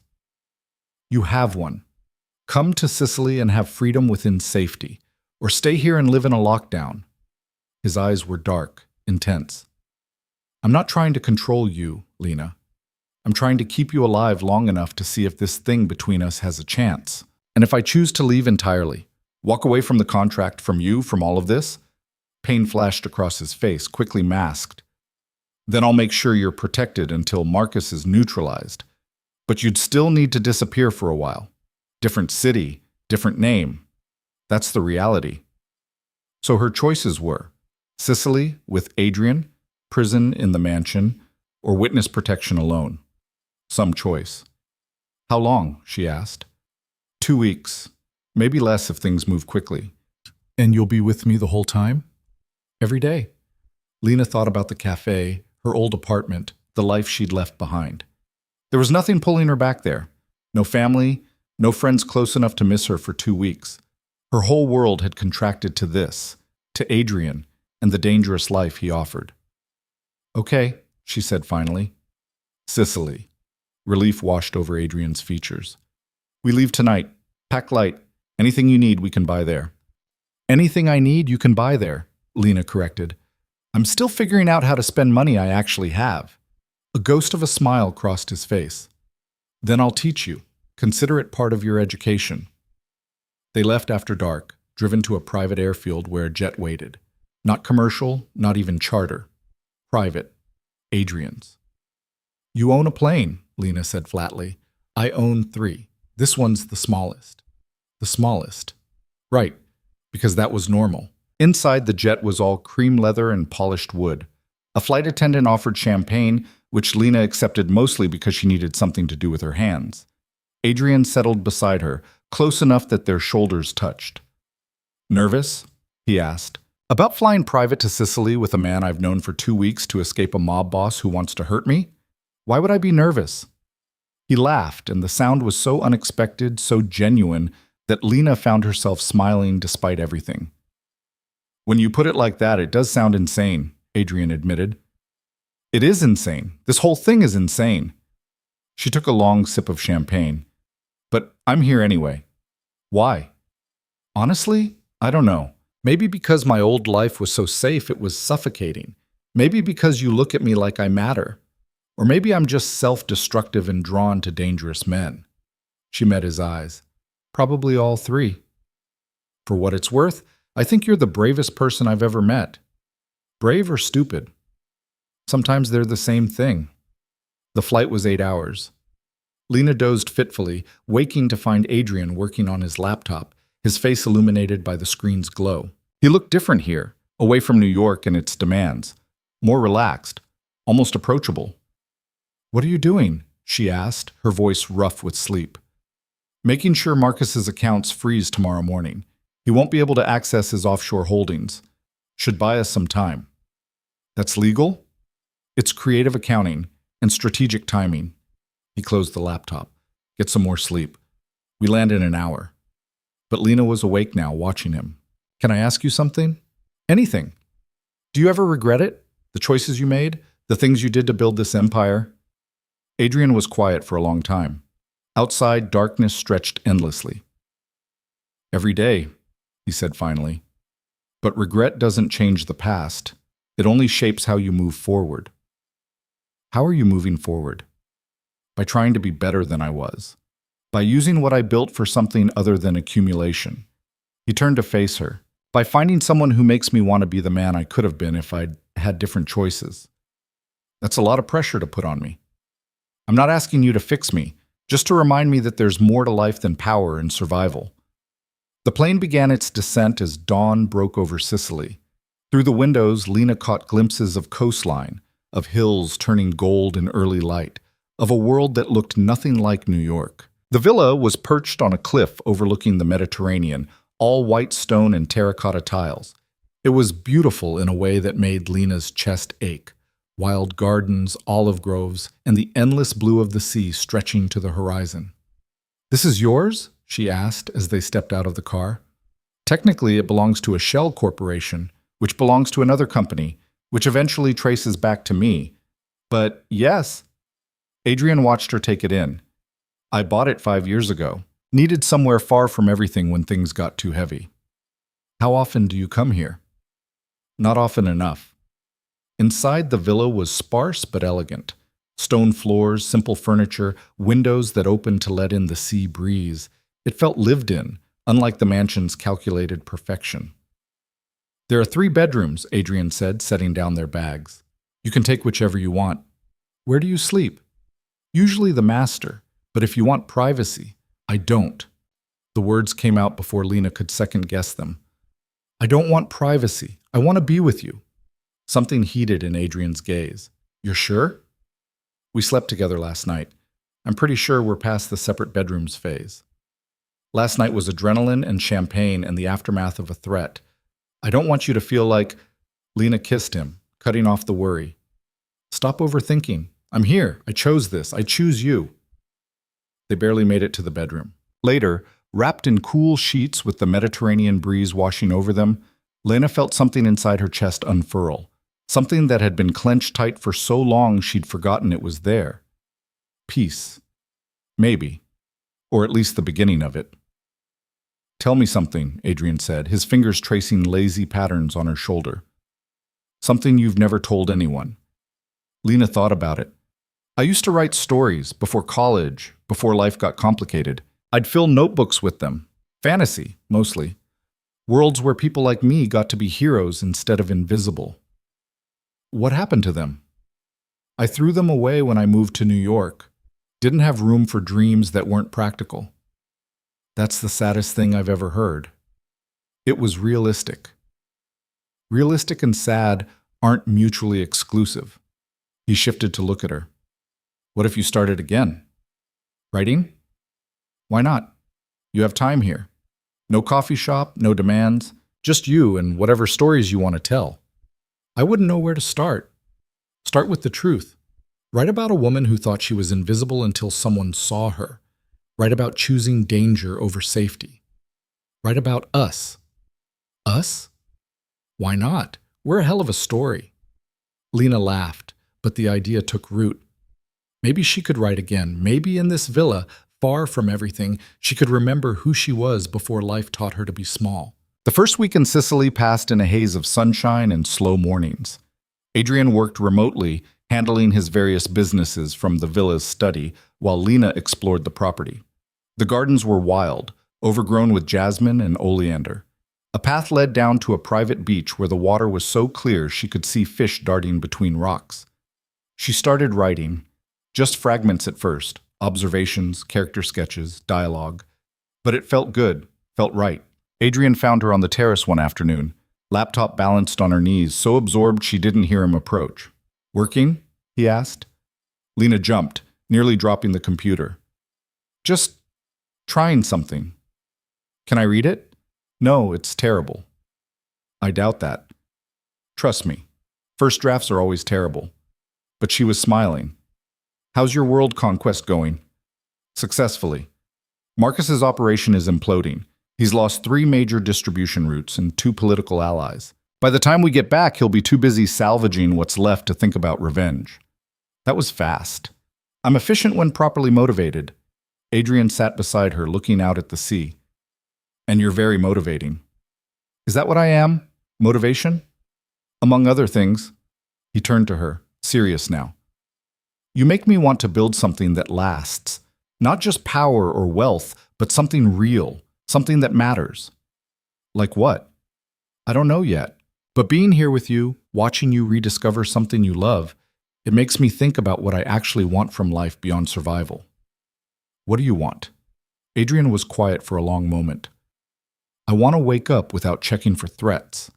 I want to care about someone without it being a liability. I want... He stopped, laughed quietly. I want to be normal. How pathetic is that? It's not pathetic, it's human. I'm not sure I remember how to be human. You're doing fine right now. They spent the evening cooking together, or rather Lena cooking while Adrian attempted to help, and mostly got in the way. He was hopeless in the kitchen, all competence stripped away, replaced by genuine confusion about how to chop an onion. "How have you survived this long without basic cooking skills?" Lena asked, laughing as he nearly cut his finger for the third time. "I have people who cook for me." "Of course you do. But this is better, doing it myself, with you." He abandoned the knife, wrapping his arms around her waist from behind. "Everything's better with you." They ate on the terrace as the sun set, painting the sky in shades of orange and pink. Simple pasta, local wine, and conversation that flowed easier than it ever had in New York. "I could get used to this," Lena admitted. "Then stay. Not just for 2 weeks. Stay as long as you want. And do what? Write stories while you run your empire from a distance? Why not? Your contract doesn't specify location. As long as you're managing my affairs, which could mean coordinating from here, you're fulfilling your obligations." He reached across the table, taking her hand. "I'm serious, Lena. We could build something here. Away from Marcus, from threats, from everything that makes New York complicated." "You'd leave your life behind?" "I'd relocate parts of it. The business is mostly digital, anyway. And the parts that aren't," he shrugged, "I have people who can handle them." It was tempting, too tempting. But Lena had learned not to trust things that seemed too good to be true. "Let's get through these 2 weeks first," she said carefully. "See how we feel when reality isn't an ocean away." Disappointment flickered across Adrian's face, but he nodded. "Fair enough." That night, lying in bed with Adrian's arm draped over her waist, Lena let herself imagine it. A life here, in this villa, writing stories and watching sunsets and being with someone who saw her. It was a fantasy, probably. But for the first time in years, it was a fantasy that felt almost possible. The call came on the 9th day. Lena was on the beach, letting waves wash over her feet, when she heard Adrian calling her name. The urgency in his voice made her run. He stood on the terrace, phone in hand, his face ashen. "What happened?" "Marcus. He's dead." The words didn't compute at first. "What?" "Someone killed him, last night. Shot him outside his apartment in Queens." Adrian sank into a chair, looking genuinely shaken. "The police are calling it a professional hit." "Did you, No, I was dismantling him financially, not—" He stopped, ran his hands through his hair. "I didn't order this, Lena. I swear." "Then who did?" "I don't know. But whoever it was just made things infinitely more complicated." He looked up at her. "Marcus had associates. People who want revenge, even if they don't know who killed him. And right now, I'm the most obvious suspect. Because you were in conflict with him. Because I very publicly threatened him at the party. Because I've been systematically destroying his operation. Because—" Adrian stood abruptly, pacing. "Because now his death benefits me, whether I caused it or not. What do we do? We go back. I need to control the narrative, make it clear I had nothing to do with this, and I need to figure out who actually did before Marcus's people decide to come after me, after us, for revenge." The villa suddenly felt less like a sanctuary and more like a cage. They'd been hiding while someone else had acted, and now they were caught in consequences they didn't create. "How soon do we leave?" Lena asked. "Tomorrow morning. I'm already making arrangements." Adrian pulled her into his arms, holding tight. "I'm sorry. I promised you 2 weeks of peace, and now— This isn't your fault." "Isn't it? If I hadn't threatened him so publicly, if I hadn't been so focused on destroying him, maybe he'd still be alive and still threatening me. Don't do this. Don't blame yourself for someone else's violence." But she could feel the tension in his body, the way he was already cataloging threats and planning responses. The man who'd learned to cook pasta and laughed at his own incompetence was gone, replaced by the strategist who survived in a world where people got killed over business disputes. They spent their last night in the villa wrapped around each other, neither sleeping. Outside, waves crashed against the cliffs with relentless rhythm. Inside, they held on to something that already felt fragile, threatened by forces they couldn't control. "I won't let anything happen to you," Adrian whispered in the darkness. "Whatever comes next, I'll keep you safe." "I know." But Lena wasn't sure she believed it anymore. Safety was an illusion in Adrian's world. She'd known that from the start, but here in Sicily, she'd let herself forget, let herself believe they could escape the violence that seemed to follow them. Marcus's death was a reminder that you couldn't escape. You could only choose how you faced what was coming, and morning was coming fast. The flight back to New York felt nothing like the journey out. Adrian spent most of it on the phone, his voice low and controlled as he spoke to lawyers, associates, people whose names Lena didn't recognize. She sat across from him, watching the man she'd started to know in Sicily disappear behind walls of strategy and calculation. When they finally landed, it was raining. Of course it was. 3 cars waited at the airfield, not just security, but an entire convoy. Simone met them at the bottom of the jet's stairs, her expression grim. "Status?" Adrian asked immediately. "Police questioned your whereabouts. I gave them your Sicily alibi, showed them flight records. They're satisfied for now, but Marcus's people aren't." Simone glanced at Lena, then back to Adrian. "There's been chatter. They think you ordered the hit. Some want revenge." "How many?" "Enough to be a problem. I've doubled security at the house, but Adrian," she hesitated, "they're not just targeting you. Word is they want to send a message by hurting what you care about." Meaning Lena. She was the target again, just in a different way. "Then we make it clear that's a mistake," Adrian said flatly. "Set up a meeting with Dante Rossini. He was Marcus's second. If anyone can call off the dogs, it's him. He might not listen. He'll listen when I tell him who actually killed Marcus." Lena's head snapped up. "You know?" "I have a theory, one I need to confirm before I share it." Adrian's hand found hers, squeezed. "Trust me, a few more hours, and this will be over." But Lena was tired of trusting blindly, tired of being protected from information that directly affected her safety. "Tell me now. If this is about me, I deserve to know." Adrian looked at her for a long moment, weighing something. Then he nodded. "Not here. In the car." They climbed into the middle vehicle, Simone taking the front seat while Adrian and Lena sat in back. The convoy pulled away from the airfield, heading toward the city through sheets of rain. "Marcus wasn't killed by a rival," Adrian said once they were moving. "The hit was too clean, too professional. Whoever did it had access to his security schedule, knew exactly when he'd be vulnerable. That kind of intel doesn't come cheap. So who had it? Someone inside his own organization. Someone who stood to gain from his death." Adrian pulled out his phone, scrolling through messages. "I've been going through Marcus's financial records, the ones I could access before freezing his accounts. He was bleeding money, bad investments, gambling debts, loans from people who don't forgive late payments. He was desperate. Desperate enough to do what? To make a deal with someone bigger. Someone who'd bail him out in exchange for access to his distribution networks." Adrian showed her a series of transactions. "These payments started 3 months ago. Regular deposits from a shell company I traced back to the Kozlov family." The name meant nothing to Lena, but Simone's sharp intake of breath said it should. "The Russians?" Simone twisted to look at Adrian. "Marcus was working with the Kozlovs?" "Trying to. I think he promised them territory in exchange for capital. But then I started dismantling his operation, making him look weak. The Kozlovs don't invest in weakness." Adrian's expression was dark.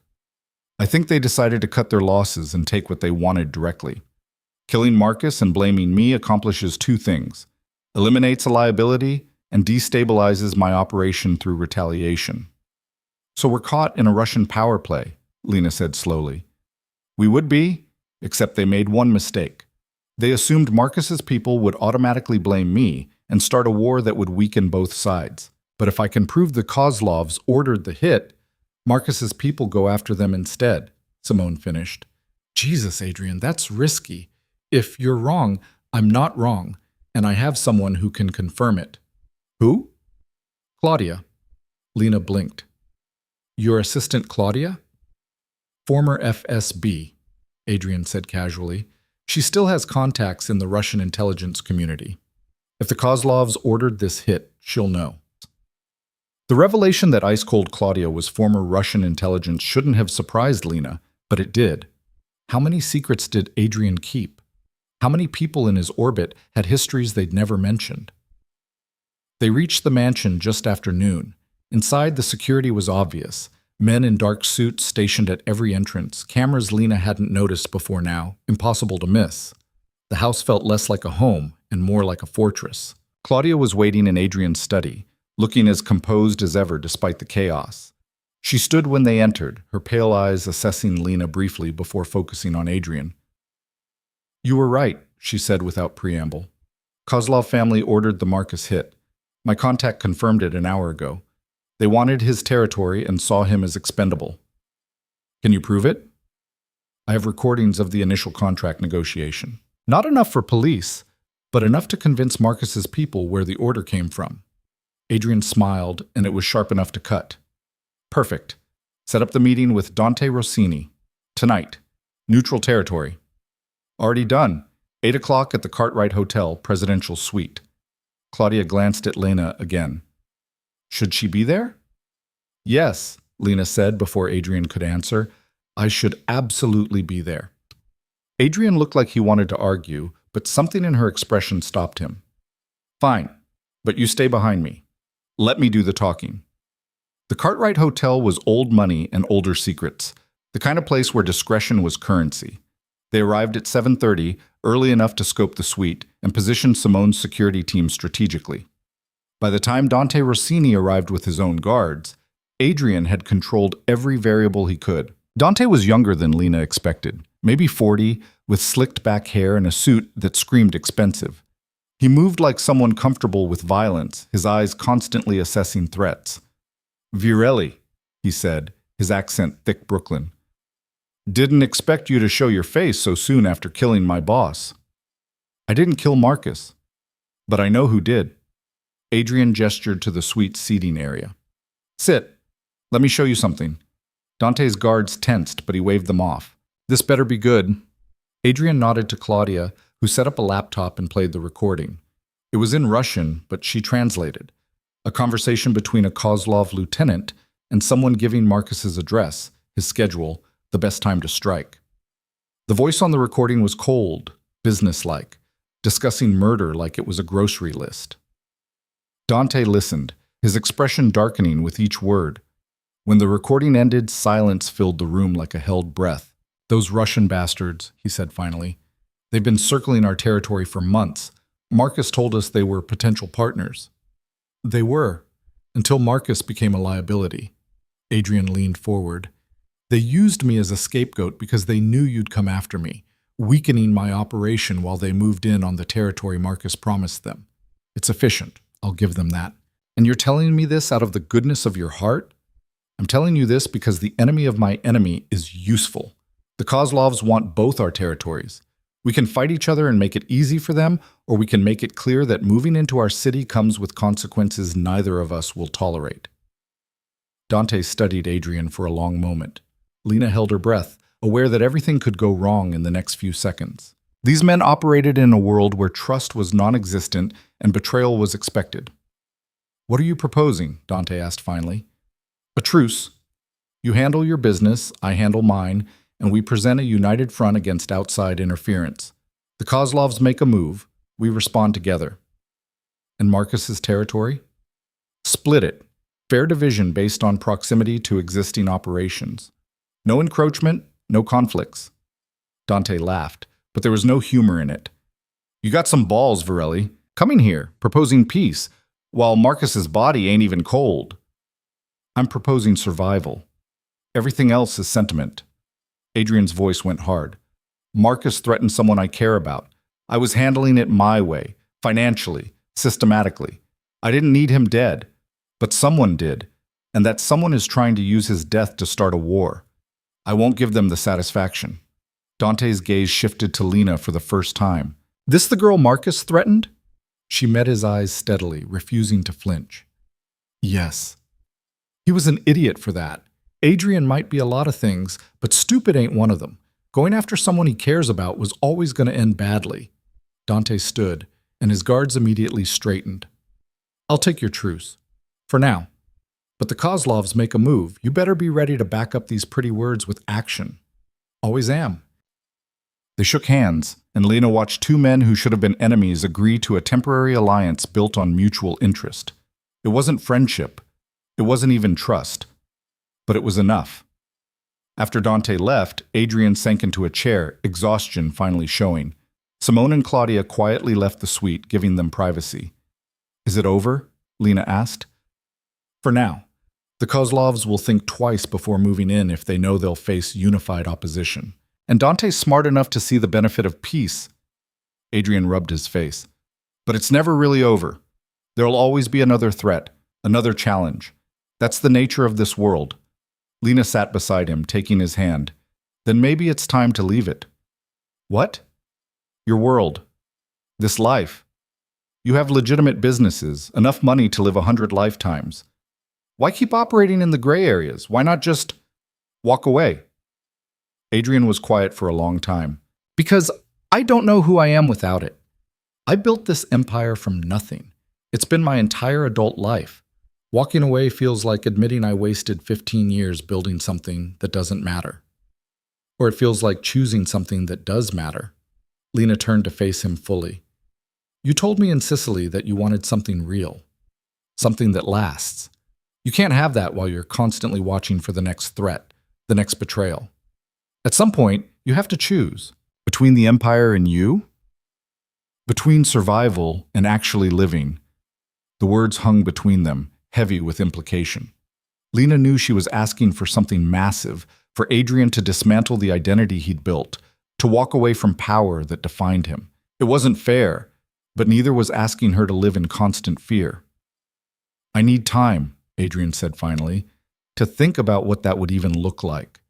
You don't just walk away from this life. There are obligations, debts, people who depend on the stability I provide. I know. I'm not asking you to decide tonight. I'm just asking you to consider it. She squeezed his hand. Because I love you, Adrian. But I can't love you and live in fear forever. Eventually, I'll have to choose too. His eyes widened. You love me? Of course I do, you idiot. Why else would I be here?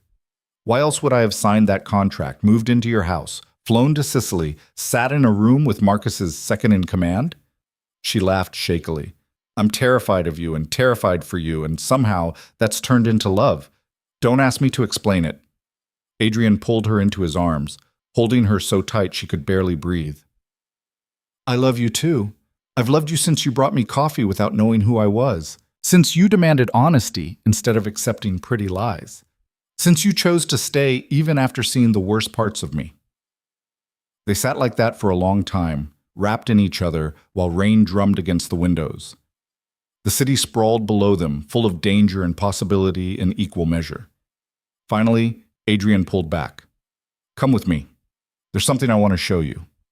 He led her out of the hotel, back to the waiting car. They drove through the city, past the mansion, heading toward a neighborhood Lena didn't recognize. The buildings here were older, more run down. This was Brooklyn, she realized. Not the gentrified parts, but the working-class areas where people still struggled to make rent. Adrian stopped the car outside a community center, its brick facade weathered but solid. What is this? Lena asked. Something I started 2 years ago. A legitimate business, if you want to call it that. He got out, and she followed. Come inside. The community center was busy despite the late hour. Kids doing homework at tables. Adults in a GED prep class. A job training program running in a back room. Everyone looked up when Adrian entered, and Lana saw recognition, but not fear. These people knew him, respected him even. An older woman approached, her face lighting up. Adrian, we didn't expect you tonight. Just showing someone around, Teresa. How are the numbers? Good. We've placed 15 people in jobs this month, and the youth program has a waiting list. Teresa turned to Lena, extending a hand. I'm Teresa Rodriguez.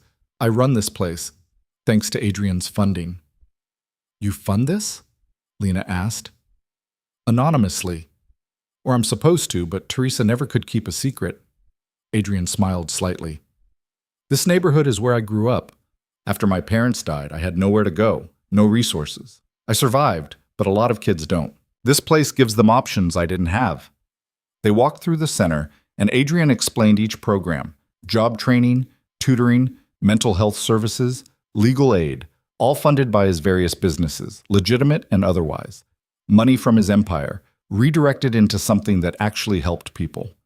I've been doing this for 2 years, Adrian said as they stood in the empty gym where kids would play basketball tomorrow, using profits from distribution networks to fund programs like this, turning dirty money into clean futures. It's not redemption exactly, but it's something. Why didn't you tell me about this?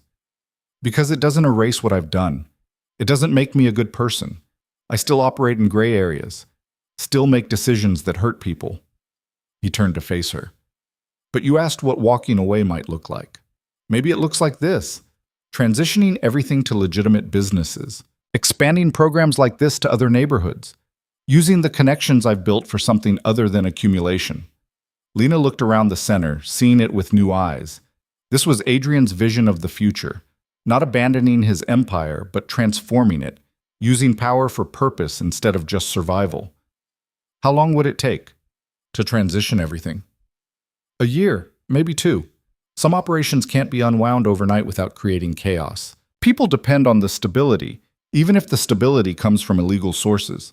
He moved closer. But I could do it if I had a reason to. What reason do you need? You. A life with you that doesn't involve safe houses and threats, and wondering if today's the day someone finally comes for me. His hand cupped her cheek. I want to wake up next to you without checking for danger first. I want to build something that lasts beyond survival. I want what we had in Sicily, but real, permanent. That's what I want too. Then give me time to make it happen. Stay with me while I figure out how to be the man you deserve instead of the one circumstances created. It wasn't a perfect plan. There were no guarantees it would work, no promise that danger wouldn't find them anyway. But standing in that community center, seeing evidence that Adrian was already trying to be better, Lena believed it was possible. Okay, she said, I'll stay, but I have conditions. Always with the conditions. But he was smiling. I want to be involved in this. The center, the programs, expanding to other neighborhoods. That's my job now, not managing your house or handling events, but building this, making it bigger. Done.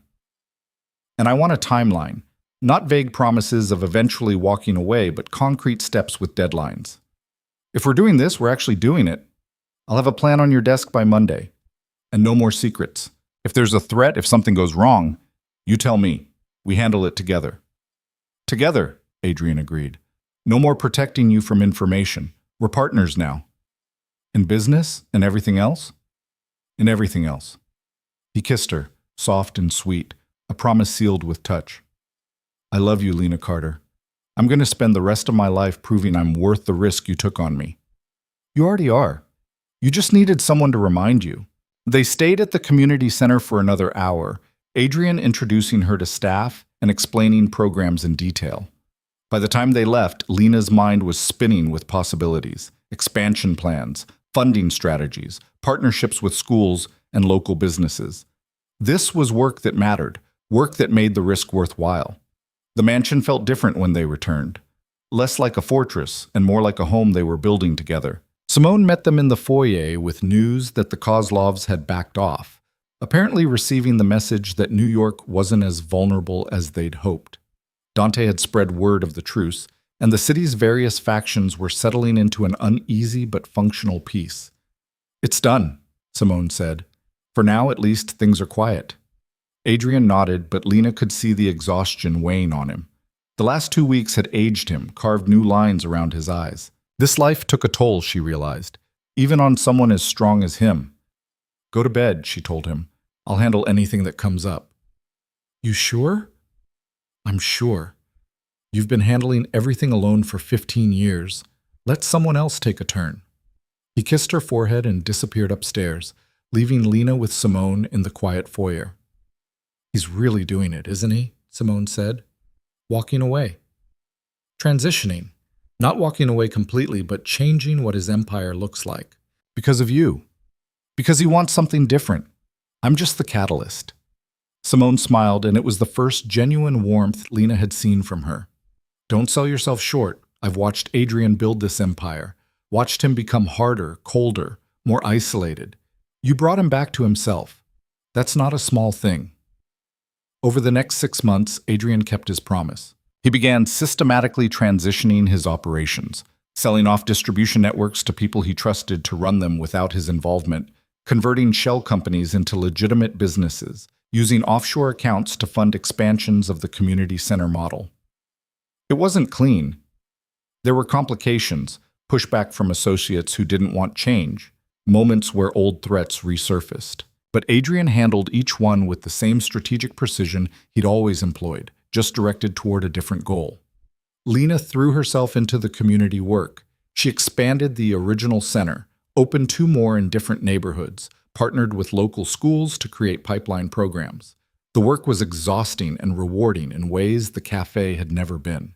She was building something that mattered, using resources she'd never dreamed of having access to.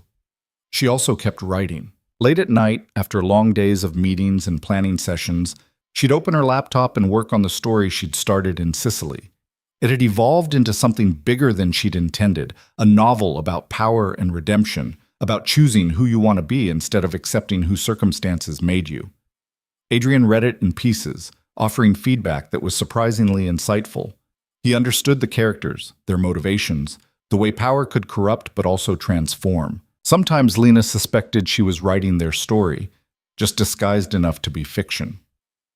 8 months after Marcus's death, Adrian called a meeting with his remaining associates. Lena sat beside him, no longer invisible, but acknowledged as his partner in every sense. He laid out his plan: full transition to legitimate operations within 6 months, recommendations for who should take over which territories, assurances that he wasn't abandoning anyone, but simply changing how he operated. There was resistance. Of course there was. But Adrian had spent 8 months building toward this moment, making sure the transition would be smooth, that people he'd worked with would be taken care of. By the end of the meeting, most had agreed to support the change. That night, lying in bed, Adrian pulled Lena close. "I did it. Or I'm doing it. The wheels are in motion. How does it feel?" "Terrifying, like I'm jumping off a cliff without knowing if I can fly." He paused. "But also right. For the first time in years, I feel like I'm moving toward something instead of just surviving." "What are you moving toward?" "A life with you. A real one. Without constantly looking over my shoulder. Maybe kids someday, if you want them. Maybe just us, building something that matters." He turned to face her. "Marry me." Lena's breath caught. "What?" "Marry me. Not because it's strategic or provides protection or any of the reasons I do most things. Marry me because I love you and I want to build this life with you officially." He produced a ring from somewhere, simple, elegant, with a stone that caught the moonlight. "I know it's fast. I know we've only known each other 10 months, but I've never been more sure of anything." "Yes," Lena said, tears streaming down her face. "Yes, you impossible man. Yes." He slid the ring onto her finger, and they made love with a tenderness that felt like sealing a promise. This was their future, built on honesty and choice, and the decision to transform instead of just survive. The wedding was small, held at the Sicily villa with just a handful of people. Rosa from the restaurant, crying and insisting she'd always known they were meant for each other. Simone, Claudia, and a few of Adrian's trusted people. Teresa from the community center. No business associates, no political connections, just people who mattered. They stood on the cliff overlooking the Mediterranean, and Adrian promised to love her without holding back. Lena promised to see him, really see him, in all his complicated humanity. It was simple and perfect, and nothing like the life Lena had imagined for herself a year ago. That night, watching the sunset from their terrace, Adrian pulled her into his arms. "A year ago, I walked into a cafe looking for coffee," he said. "I got so much more. I got tipped $50 and thought you were crazy.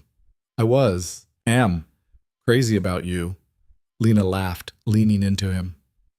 "What do we do now? We've transitioned the business, opened the centers, gotten married. What's next?" "We live, we build. We figure out what happiness looks like when you're not constantly fighting for survival." He kissed the top of her head. "And we start that foundation you've been planning." She'd told him about it last month. An idea to expand the community model nationwide, fund programs in cities across the country. It was ambitious, maybe too ambitious, but Adrian had just smiled and told her to dream bigger.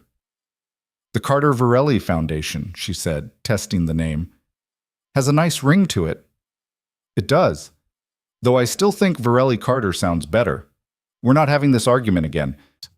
They stood there as the sun sank below the horizon, painting the sky in shades of gold and pink. Below them, the sea crashed against the cliffs with eternal rhythm. Above them, stars began to emerge one by one. Lena thought about the woman she'd been a year ago. Invisible, exhausted, serving coffee to people who never saw her. That woman would never have believed this future was possible. Would never have imagined falling in love with a dangerous man who was brave enough to change. But that woman had taken a risk. Had said yes to dinner, yes to the job, yes to seeing past the surface to the complicated human underneath. And that single choice had transformed everything. "Thank you," Adrian said quietly. "For what?" "For seeing me when I was just a customer. For staying when you should have run. For demanding I be better and believing I could be." He turned her to face him, his dark eyes reflecting starlight. "For loving me enough to let me love you back." "Thank you for finding my bracelet," Lena said. "For returning it instead of turning it in. For choosing to see me too." "Best decision I ever made." They went inside eventually, leaving the terrace to the night. Tomorrow they'd fly back to New York and continue building the life they'd chosen. The community centers would expand. The foundation would launch. Adrian would finish transitioning his empire into something clean. There would be challenges. There always were. Old threats might resurface. New ones would emerge. But they'd face them together, as partners who'd chosen each other against all logic and reason. And in a small apartment somewhere in Lower Manhattan, a new waitress would start her shift at Rosie's Cafe. She'd pour coffee for demanding customers and dream of something more, never knowing that sometimes something more walks through the door when you least expect it. Sometimes it orders coffee black. Sometimes it tips $50. And sometimes, if you're brave enough to say yes to the impossible, it changes your entire life. Lena Carter had learned that lesson well. Now she lived it every day, building a future with a man who'd been lost until she found him, who'd been powerful until she taught him what real strength looked like. They'd both been invisible in their own ways, her to the world, him to himself. But they'd seen each other, really seen each other, and that had made all the difference. In the end, that's all anyone really wants. To be seen, to be known, to be loved, not despite their flaws, but including them. Adrian and Lena had found that in each other, and they spent the rest of their lives proving that the most dangerous thing you can do is also the most worthwhile. Choosing love over fear. Choosing transformation over stagnation. Choosing each other again and again, no matter what came next. That was their story. Not perfect, never easy, but completely, irrevocably theirs. And it all started with a cup of coffee.